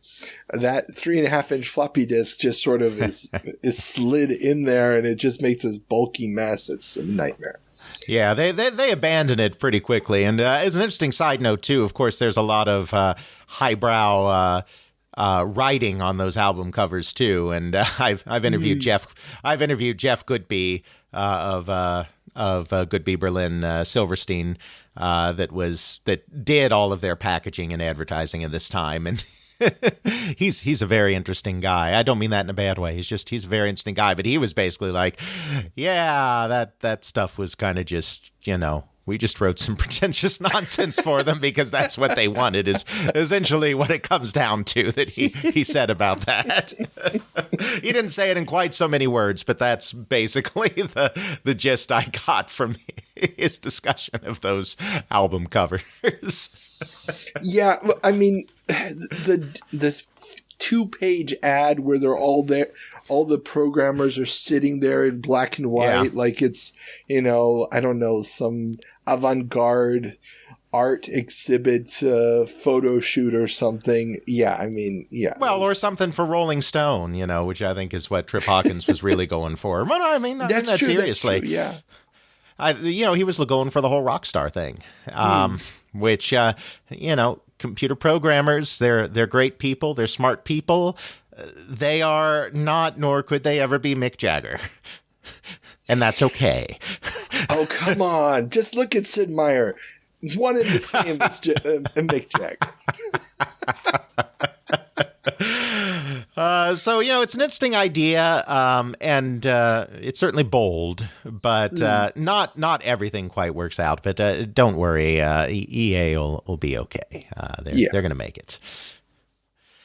Meanwhile, we have sides of the pond meeting here as Quicksilver arrives in the U.S. British game maker Quicksilver has taken out a full-page ad in Compute Gazette announcing their arrival in the USA. Proclaiming themselves, quote, the Game Lords of Britain, end quote, they plan on bringing their amazing wares to the Yanks, and they welcome distributor and dealer inquiries. Well, I'm sure they'll get lots of those. Yeah, I mean, and this was the thing. I'm reading it going, oh, they've set up their own distribution channels. And then you get to a little bit further down in the ad and it's like, we welcome and it's just like, okay, what exactly are you doing? And then they got like, mail in for the catalog and stuff. Yep. But yeah, it's so kind of crazy. Yeah. I mean, so here's the thing. I mean, with no disrespect at all, I mean that to people that grew up with the early British computer software, just what was going on in the United States at this point was already, to use a British term, streets ahead of what was going on in the United Kingdom. And there just really wasn't a place for it. Now, 3 or 4 years later, there will be, because even though the American market will still be way ahead on the whole at that time in terms of audiovisual sophistication, the market will have matured enough that there is a place for budget software lines. And at that point, the UK Publishers Times will come because their products will make very compelling budget software, and some of those companies will be able to penetrate the US a little bit. But at this point, being cheaper is not going to be something that they can sell on in the US. And stuff coming out on the Commodore 64 and even the Apple II is just so much better in a lot of ways that this is not the time for the British to try to cross over yet. Their day will come, just not yet. And it's also the distribution channels. I mean, with the previous story, we talked about how record stores are starting to carry the software, but what you don't have is news vendors, piling up Apple II games or something. The floppy disks are still too expensive as a medium, unlike cassettes. And the simple distribution mechanisms in the United States are so vastly different to what is going on in Europe. For a good explanation of this, check out, and again, I'm making way too many references to my interviews, but just go and check out my interviews. This is your show. You should make references to your interviews. Yeah. Jerry Wolosenko, who at this point, he's still over with his brother at Synapse, but later on he's going to be the representative for the U.S. for Psygnosis. And he talks about how he had to tell him, I can't just put a new game out every week or once a month. It doesn't work because the distribution channels take too long to fill up. The retailers don't want to be shifting out product that quickly. The cost of shipping it back and forth is just too high. Yeah. And so it's just a completely different market. So you can't just put anything out there. And if it sells a certain percentage, you covered your cost. Right. You need to go with a higher level of product quality right from the get-go because you're going to have to rely on fewer SKUs at any given time. Exactly, because the model that at this very time Mastertronic is already starting to pioneer in the United Kingdom is, sell it the same way that in the United States in the 2000s, in the aughts, you would see bargain basement DVDs sold at Walmarts. Get a jobber that just brings in a complete rack of products. The retailer's fine because they don't have to deal with it. Like, they just make a deal with the jobber, and if the jobber's stuff sells, they keep the contract going. If the jobber's stuff doesn't sell, they end the contract and contract another jobber with another product. So they don't have to think about it. The UK, of course, is compact, island nation, so you can get that out there, and the cassette medium is just cheaper. So you had games in gas stations. You had games in just all of these crazy venues that were like, you know, a £1.99 or something like that, that are on these racks that are being delivered by Mastertronic. And you just can't do that in the United States for all the reasons you just articulated. Yeah, exactly. I mean, the one time that you tried to do it was last Christmas, and that was with Atari 2600 games at 7-Eleven. Yeah. We know how that turned out. So. We do. But yeah, it's very different markets. They're not going to have any real penetration in the United States, but it is interesting to see how this is developing. And speaking of things that will be interesting to see how they develop in the future, the Mirror Group jumps into software. Robert Maxwell's Mirror Group has decided to expand its multimedia empire into the world of computer software with MirrorSoft. The company will be publishing programs for the BBC Micro, C64, and Spectrum. Now, obviously, MirrorSoft, most famous for their computer adaptation of Andy Capp. So that's the only historical relevance of that company. I do recommend, if you want a fun little video adventure that has amazing graphics, Andy Capp. Highly recommend it. No, seriously, it really is an amazing adaptation of the comic book, comic strip. I believe you. Great job of the flair. It really looks the part. But yeah, so obviously MirrorSoft is going to be embroiled in the whole Tetris thing. We will be talking about that in a few years. Exactly. Get your swimwear ready. Yeah, but this follows obviously Virgin Games that about a year earlier did the same thing. They got into the games business, and we've also talked about Thorn EMI is in there. So all these media companies are jumping in. Obviously, in the States, are already jumping out, but right. Well, it makes a lot of sense. I mean, because it is on the cassette medium still. Like, this is something that all of these companies are very familiar with, and they already have manufacturing and distribution infrastructure that can handle it. There was a brief moment in time when some of this similar stuff was starting to happen in the United States, when very briefly cassette was the primary medium of exchange. But of course, floppy took over so fast that became a non-starter, but not so in the United Kingdom. So it makes sense for a lot of these multimedia companies to get in. Well, and also in the States, you had cartridge as an additional counterpoint. Mm-hmm. So in Europe, at this point, it's cassette or cassette. Right. Or, well, there's also cassette. But I hear microdrives may be coming soon. Exciting, wait. The microdrive is already there. Just remember, they just released the cartridge add-on for the Spectrum because, cartridges on a Spectrum, that'll go over great. What did you say about relative price between software and hardware being a problem? Yeah. Wee bit of a value proposition disconnect there, I think we could say. All right, well, that ends our computer portion. We now turn to publishing, where it appears computer magazines boom. We've talked a few times this year about the massive deluge of computer magazines in the U.S., but the boom is really gaining traction as more and more publications by bigger publishers are hitting the market.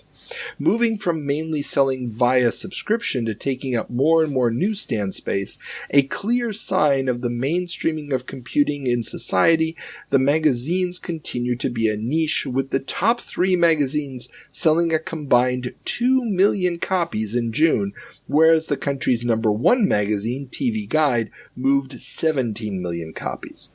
But the magazines appear to be better money makers than many of their contemporaries, with some turning a profit after only 2 years, as opposed to the industry standard of 3 years, and massive ad page counts bolstering their girth.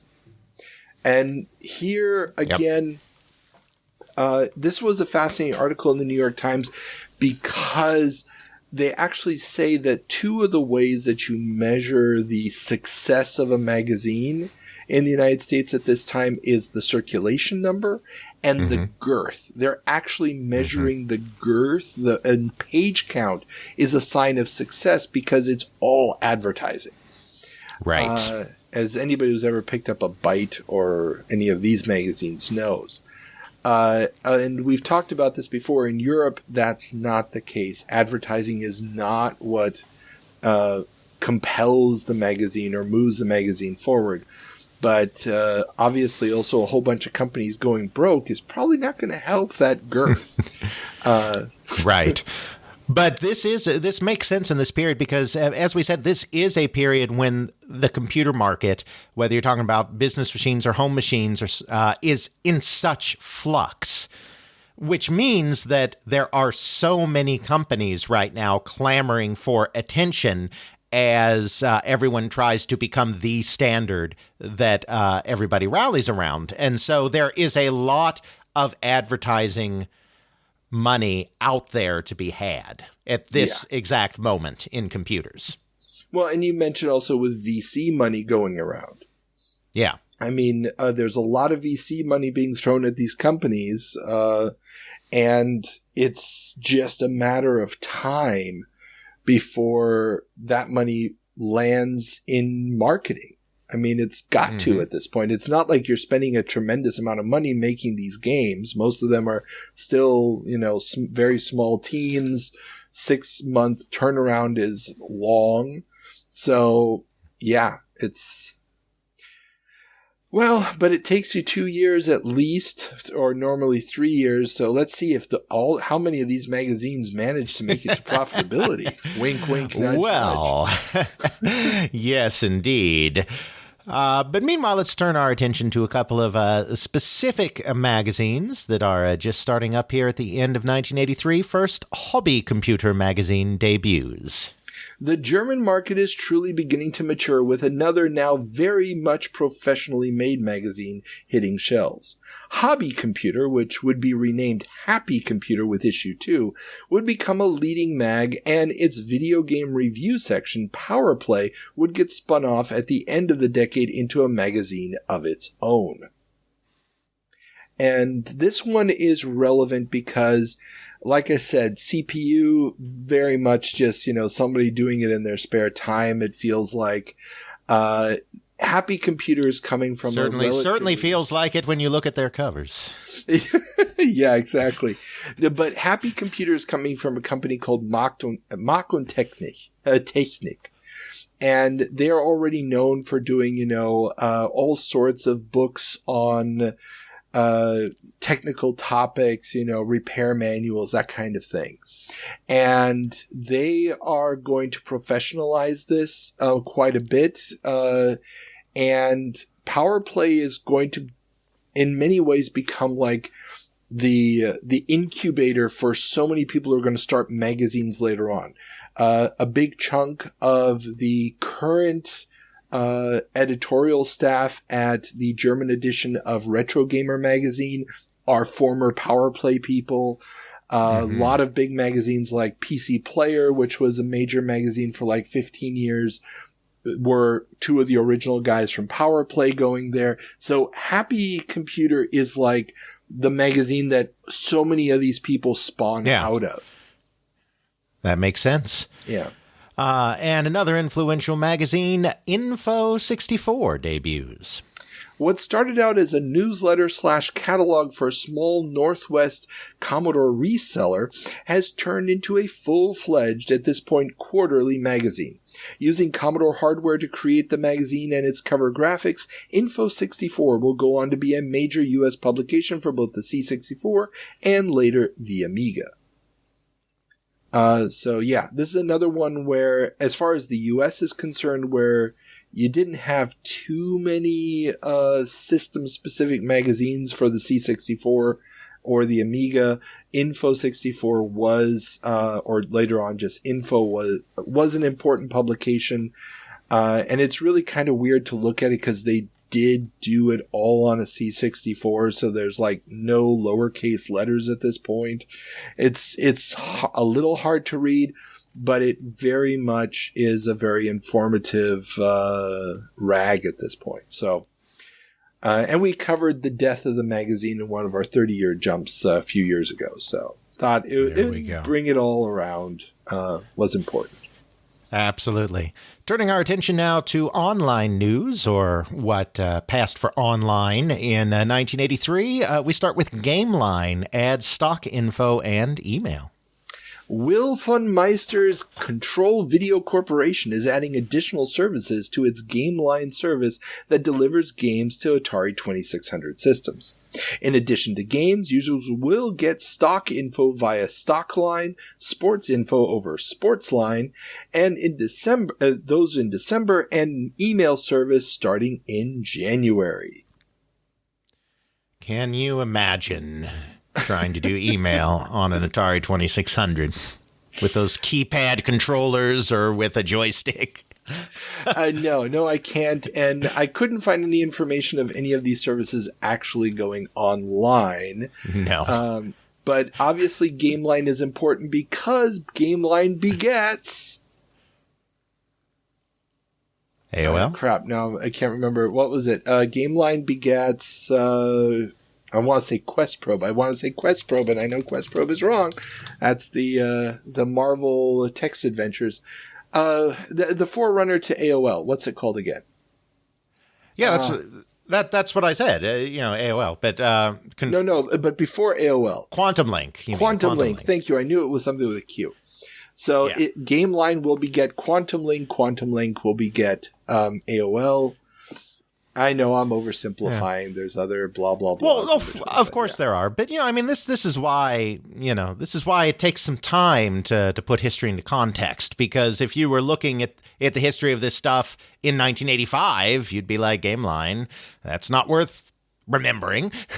Exactly. But now it's a link in a very complicated chain. Yeah, and it's interesting that he's trying... I mean, I didn't know that there was an attempt to do this. I always knew, they did games and then they moved on. The fact that he's trying to do this, obviously 2600, I can't see how this is supposed to work, but I can maybe imagine that in the back of his head he's already like hardcore gamers, we're going to be moving off the 2600 and moving on to other platforms, so we might as well build the infrastructure now. But that's speculation. Absolutely. Meanwhile, Time exits teletext. After 2 years and an investment anywhere between $15 and $30 million, Time, the publishers of the eponymous magazine, have decided to quit the teletext business.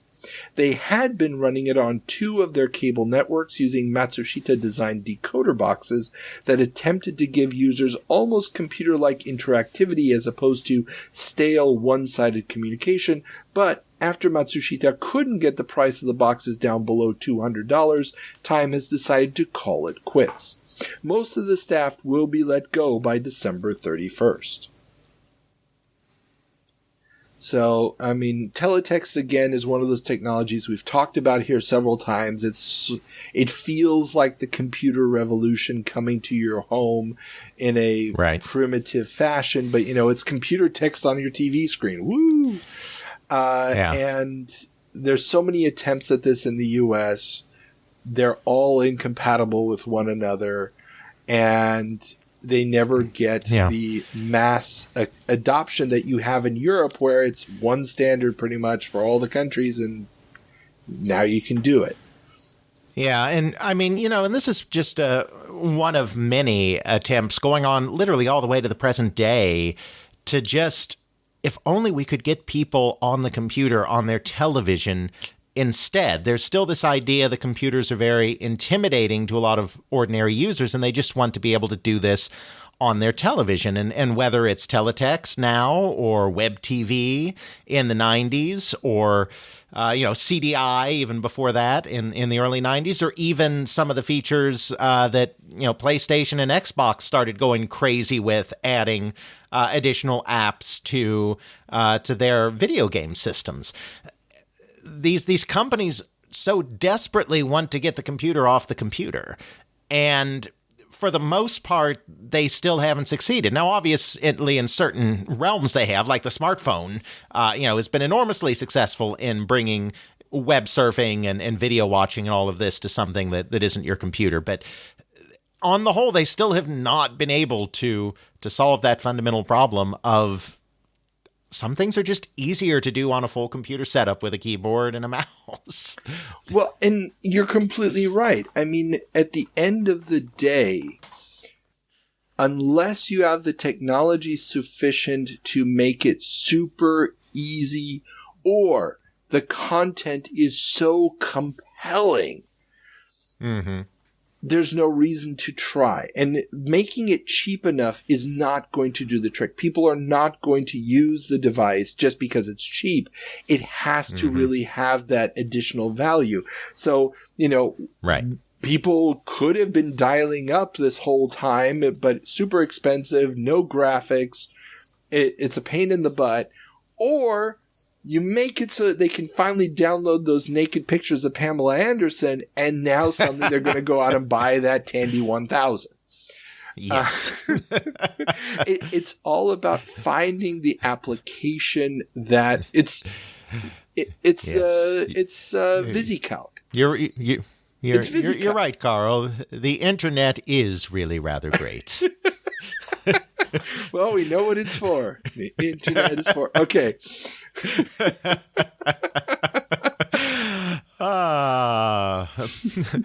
Though that's not the only thing that online may be used for in the future. Online education may also be the future. But it isn't quite there yet. The New York Times has an interesting piece about an online course being offered by the New Jersey Institute of Technology on network communication, and compares its asynchronous communication through message threads and classwork corrections to existing attempts at educational software such as the Plato system. The big drawback, though, seems to be the download speed, with one vendor admitting that the 100 screens of text necessary for displaying the encyclopedia entry on Thomas Jefferson would take over an hour to download at conventional speeds. Yeah. And this is the bottleneck we were talking about earlier, and the fact that the screen would take this long and there's still no picture of Jefferson. Let alone Pamela Anderson. I don't know which of those two I'd rather see a picture of. Now, but I know which one I'm going to buy a computer to download. Right. And, speed is always the bottleneck with online. And, just to bring it to something contemporary and more video gamey, for 2 generations of consoles, all the analysts were saying consoles are going to die. They're a necessary evil. Once people can just stream their games over the internet, which is basically you can do right now, these are going to go away. And it's like, okay, well, you, Mr. Wall Street analyst, in your downtown Manhattan apartment can stream these games right now, sure. But what about that person living out in the mountains of Idaho? Can they stream that content right now reliably all the time? No. And sure enough, consoles didn't go anywhere. And now all those pundits that were predicting the death of consoles any generation now are saying, oh, yeah, consoles will go on for, a few more generations. It's like, yeah, they sure will. Because, again, bottlenecks, they're still a thing today. And that's the thing. And this is the other fundamental thing. If the value proposition is there, people will fork over the cash. Yeah. people went out and bought those Apple IIs as soon as VisiCalc was there. A month earlier, no VisiCalc, no Apple II buying. VisiCalc is there, we're going to buy that Apple II. People will pay it if they see a value proposition, if it's doing something for them that couldn't be solved another way. Mm-hmm. And I'm not going to make another joke about Pamela Anderson photos. So now. All right, then. Moving on to our miscellaneous news items that we always do at the end of the episode. We start with Bond Plays Games. Well, Parker Brothers' James Bond game, which was to be a jump and chase game on top of a moving train, has been sent back to the developers to be reworked and will miss the Christmas season. The OG Bond, Sean Connery, is back in theaters in Never Say Never Again and sets aside Baccarat for a video game to help defeat the bad guy, Max Largo. Now, have you ever seen Never Say Never Again? I have not. Okay. In fact, I'll confess here on the air, I have seen very, very few James Bond movies. It's just never really been my thing. Oh, okay. As someone who grew up on many, many, many James Bond movies, and was a huge fan of Sean Connery back in the day, I remember the Summer of Two Bonds, which is what this was. So we've got Octopussy, which clearly was supposed to be the inspiration for the other game, but they didn't dare call it Octopussy. And Never Say Never Again, where they brought Sean Connery back in what clearly is not his real hair. And he's clearly too old for this shit. And Kim clearly Basinger, not interested. Kim Basinger is the Bond girl. And he's playing a video game, and it's using some impressive 3D graphics. Sort of, the video game is supposed to be like a holographic thing, so you see the 3D imagery and stuff. For the time, pretty impressive. The video game clearly is nonsense and doesn't make any sense, and his hand movements clearly have nothing to do with what's going on the screen. But yeah, it's watching this, he's got to be at least 55 or so guy trying to be like, I know how to play video games. The clip is terrible. There's a link to it in the show notes. I definitely recommend everybody check it out. It's a good Bond movie. It's a very, very bad Bond movie. No. Don't watch it. Yeah, I know I did know it was one of the infamous ones. But, this is, again, interesting. Popular culture always lags a bit. So the video game industry is just falling apart. At the same moment, pop culture has finally realized that the video game has arrived. Because another blockbuster earlier in the year, Superman 3, also had a sequence that hinged very much on a video game. It's like, this is the hot thing the teens are doing now, so we've got to put these in the blockbuster films to keep them interested. Well, and it's also, you cannot forget the turnaround time. But the time it takes to write the script, set it all up, film it, send it to post-production, and then make the prints and get it into the theaters, it's a 2-year process. So at the time they conceived of the scene, it was the height of video game mania. Right. And, trying to predict what's going to fail in the meantime. I once was at a presentation given by, what's his name? The author of the Boondocks comic strip. Yeah, I know who he is, but I don't know his name off the top of my head. Yeah, it was a Q&A he did at a university. And Aaron Magruder. Very nice guy. And I got to ask him a question. I asked him what the hardest part of shifting from the newspaper strip, where the turnaround time was like 2 weeks or something, to television, where the turnaround time suddenly became a year. And he said that, that really took some doing, because you could no longer rely on topical humor. You can no longer just make jokes about how George W. Bush was dumb. You now had to be thinking of larger concepts and trying to make stuff that was always going to be relevant. And only South Park can do that because those crazy bastards put together an episode in a week. And he wasn't doing that. So it was interesting to see that. And this is exactly what's happening in all these movies. It's like, video games are hot. This will be easy. And yeah, it's not. Yeah, exactly.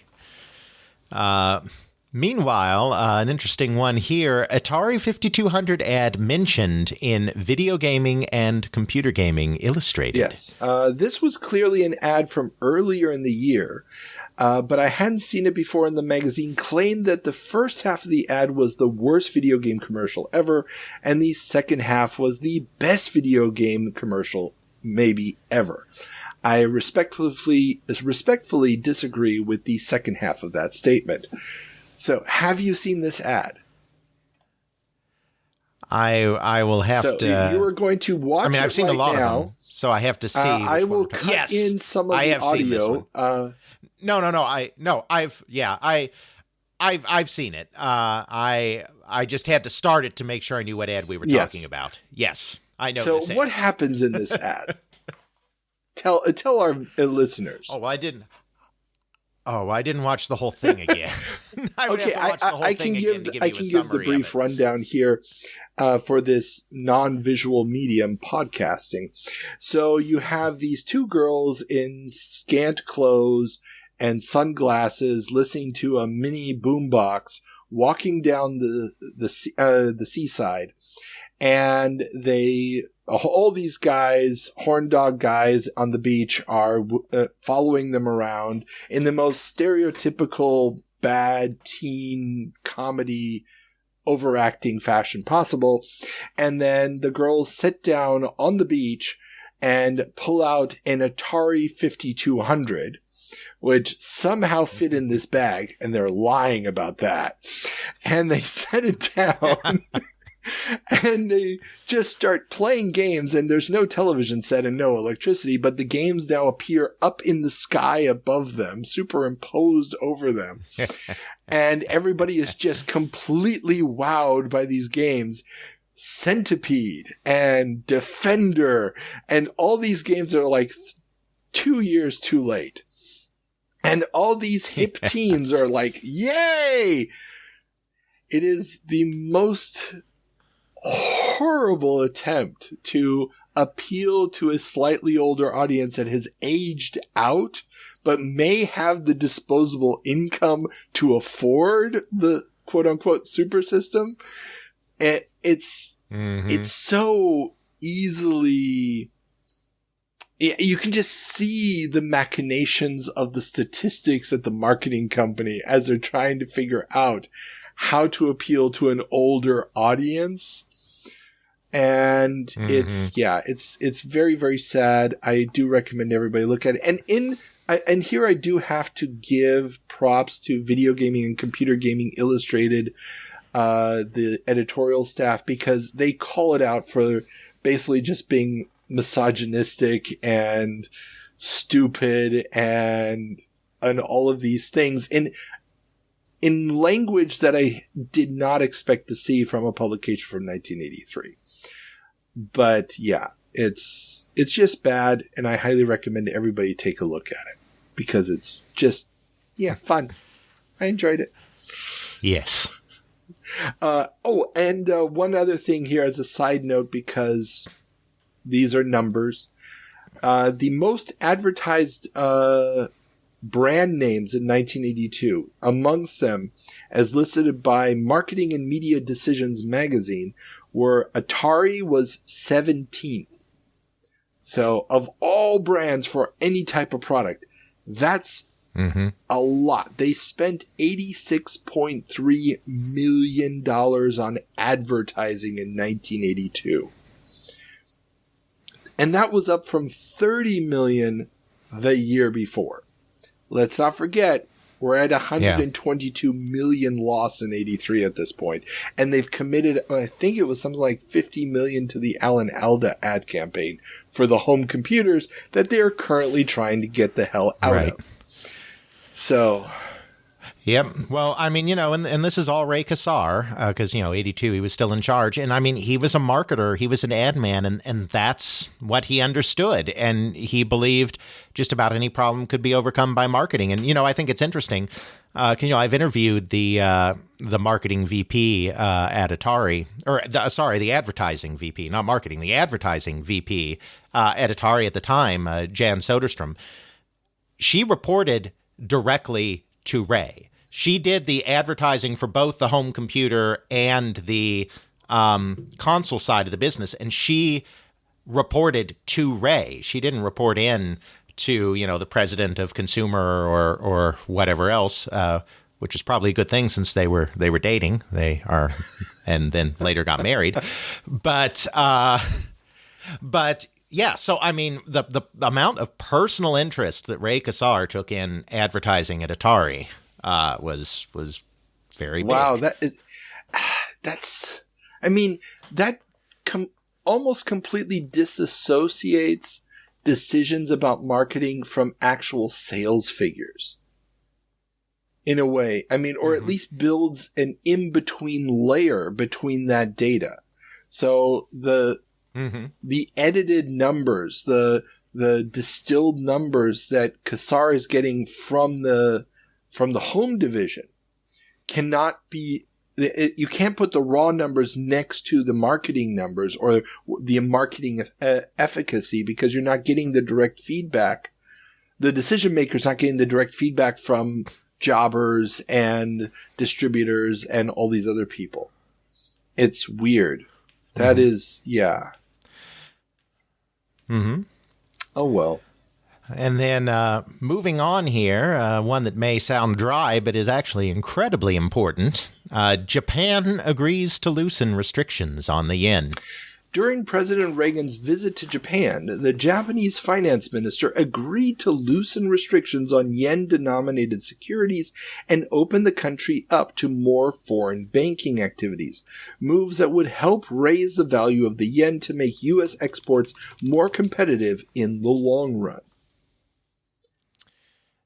And yeah. This right here is the beginning of the end of Sega in the console market. Yeah.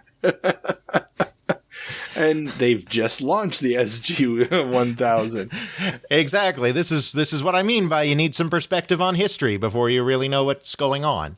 Won't go into that whole thing. And this was just the opening salvo. There was also a very big treaty in 87 that was designed to also strengthen the yen vis-a-vis the dollar. But this is the beginning of Reagan's effort to try to stop the influx of cheap Japanese goods that were destroying American industries like the automobile and consumer electronics industries by basically making it too expensive to be quite so worth the Japanese's while to do all of this. Yeah. And and like you said, it's going to lead to the popping of the bubble. Mm-hmm. And while they're deregulating this, and we talked about this in the last two 30-year jumps, they're not going to adjust their reporting standards to really account for fluctuations in the value of the yen, because they've been controlling the value of the yen for so long. So again, and this is something larger context, but anytime you change any individual law, you need to make sure that you're looking for every possible knock-on effect. No law should ever be changed without changing at least a dozen additional laws to counterbalance that. All I'm going to say is 2009 financial crisis, Glass-Steagall.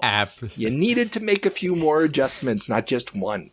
Sorry. Exactly. Because this does what it's intended to do, as do the follow-ons like the Plaza Accord in 1987.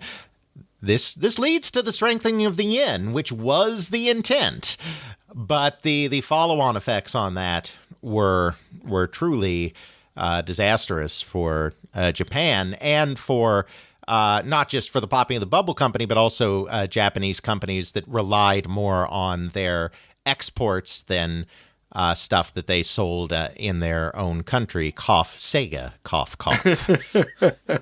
Yeah, and I mean, if we do this show long enough, in a few years, in another 20 years, we'll be looking back at this period of time and China and probably saying exactly the same thing, because it's this very similar bubble with very similar regulations creating it and very similar pressures going to end up popping it. Absolutely. And this is why traditional economics always say, don't regulate the currencies, don't hold the currencies back, because the natural pressures that would even stuff out are just going to catch up to you sooner or later. Absolutely. Speaking of things that are still relevant today, new study finds games designed to be addictive. A new book from University of Washington professors Jeffrey and Elizabeth Loftus, titled Mind at Play, The Psychology of Video Games, claims that video games use the, quote, partial reinforcement, end quote, principle to hook players by reacting to players' abilities and giving them partial victories, forcing them psychologically to come back again and again, even when the reinforcements don't appear. They also discuss the fact that games can help educate players about computers, but that the macho nature of most games, the players are disproportionately male and females in arcades, are mostly relegated to a cheerleader role similar to the portrayals in the movie War Games. And so this book is actually available on Archive. There's a link to it in the show notes. I browsed through a little bit of it. Obviously, it's a whole book. I didn't have time to read it. But they do quote this in a couple of different publications this month. And just the idea of analyzing the interactions between the player and the computer and the way that the computer AI, or at least reaction routines, may be causing this effect. I don't know how many actual designers are thinking in those terms at this point, but it's clearly a forerunner of what is happening today, where these things are very much baked into design of games, especially free-to-play mobile app games. So, yeah. And anybody who has a YouTube channel knows, though, your most important statistic is the engagement statistic. At what point do you lose people while watching your your videos and whatnot? Well, and then you have even in AAA companies, you have Microsoft, who's like, well, we're never going to catch Sony on console sales this generation, so let's just not report those figures anymore and instead report engagement figures. And actually, there's a certain truth to why that is almost more important. Just ask Nintendo with the Wii. I mean, yeah, you sold more Wiis, but how much software licensing money did you make off of that?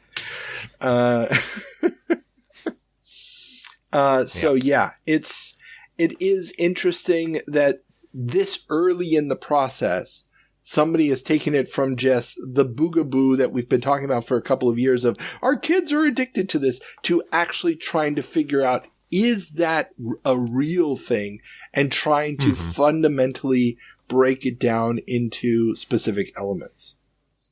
So, yeah. Absolutely. That's the end of the stories, isn't it? It is. We did it. We made it. But we have our new recurring segment, or relatively new recurring segment, the quote of the month. And while there were two possible quotes this month, I don't really know if I should read both of them, but they're both kind of cool. So the one was from Games People. This is a trade magazine for the coin-op operators. And this comes from an opinion piece on the video game Mach 3. This is a Laserdisc game with a superimposed jet plane. So from Millstar. Yes. More like Millstone, but oh well. I quote, To my best observation, this game plays just like Book Rogers from Sega, only with better graphics. So the question here is, why should the player have to pay 50 cents for a game that is no more interesting than a 25-cent game? This game will definitely attract players, but will also send them away. The game is too difficult to spend 50 cents every play. Sure, the operator has to spend more money for the newer technology, but the player has no sympathy for him. Overall rating, 7. So, I that just felt like it summed up the entire Laserdisc mania in one fell swoop. Yeah. I think so, and it's also kind of prophetic on this specific game as well, because I've interviewed Howard Rubin, who was in charge of the video game division of Millstar at the time. Okay. And he says Mach 3 was a great success when they first launched it, lots of orders, but the company stuck with it too long, and after that initial surge of orders collapsed, and so what had been a wildly successful game became a terrible failure in the long run. Well, I can imagine. Also, the profit margins per unit could not have been that great. Exactly, and especially with the idea, people will be drawn in by the graphics at first, but then they'll realize that the game is difficult. It does cost 50 cents, and they're going to go elsewhere. Also, one other fun fact, Millstar, spelled backwards, is rat slime.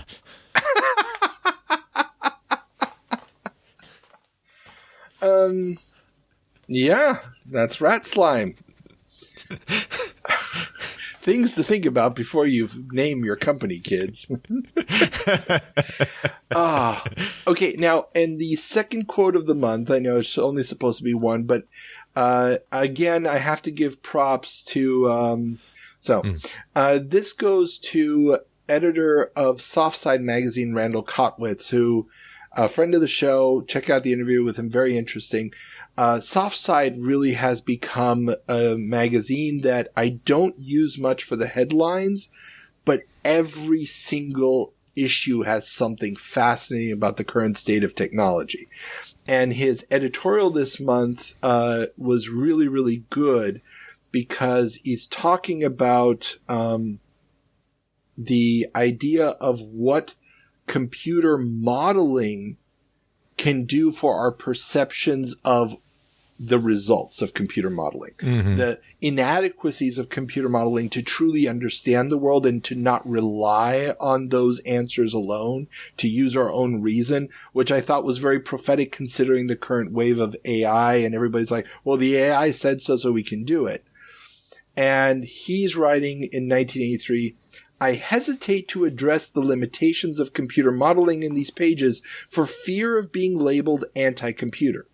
This is not the case. I strongly advocate the use of computers and computer modeling in almost every aspect of our lives.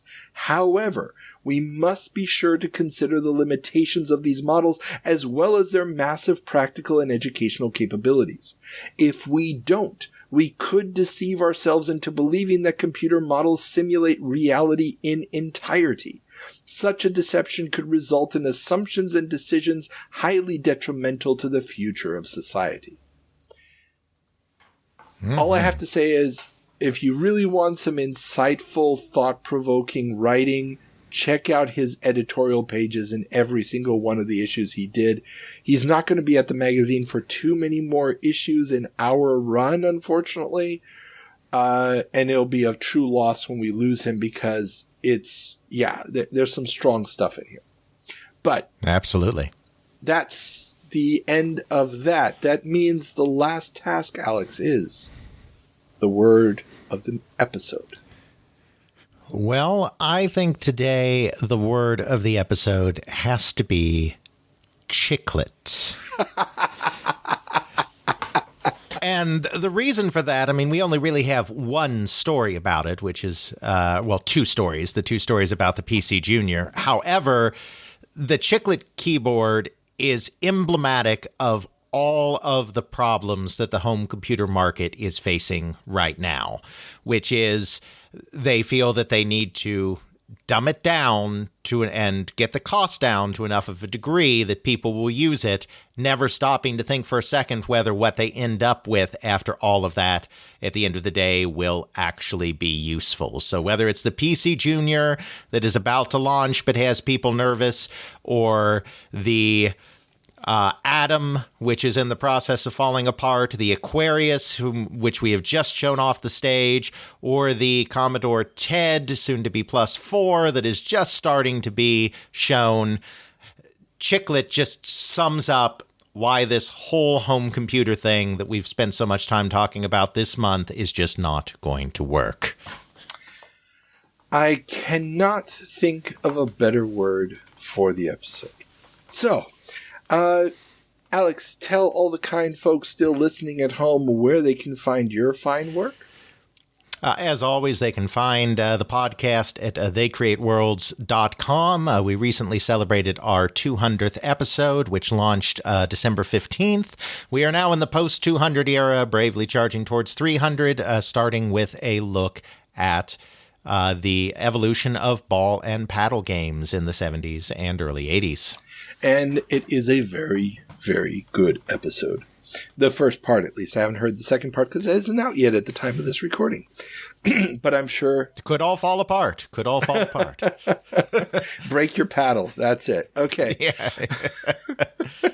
And everybody, remember, if you want to support the show, get access to all the extra bonus material. It's $1 a month, and it's just a nice way of letting me know that you care, or that you at least listen.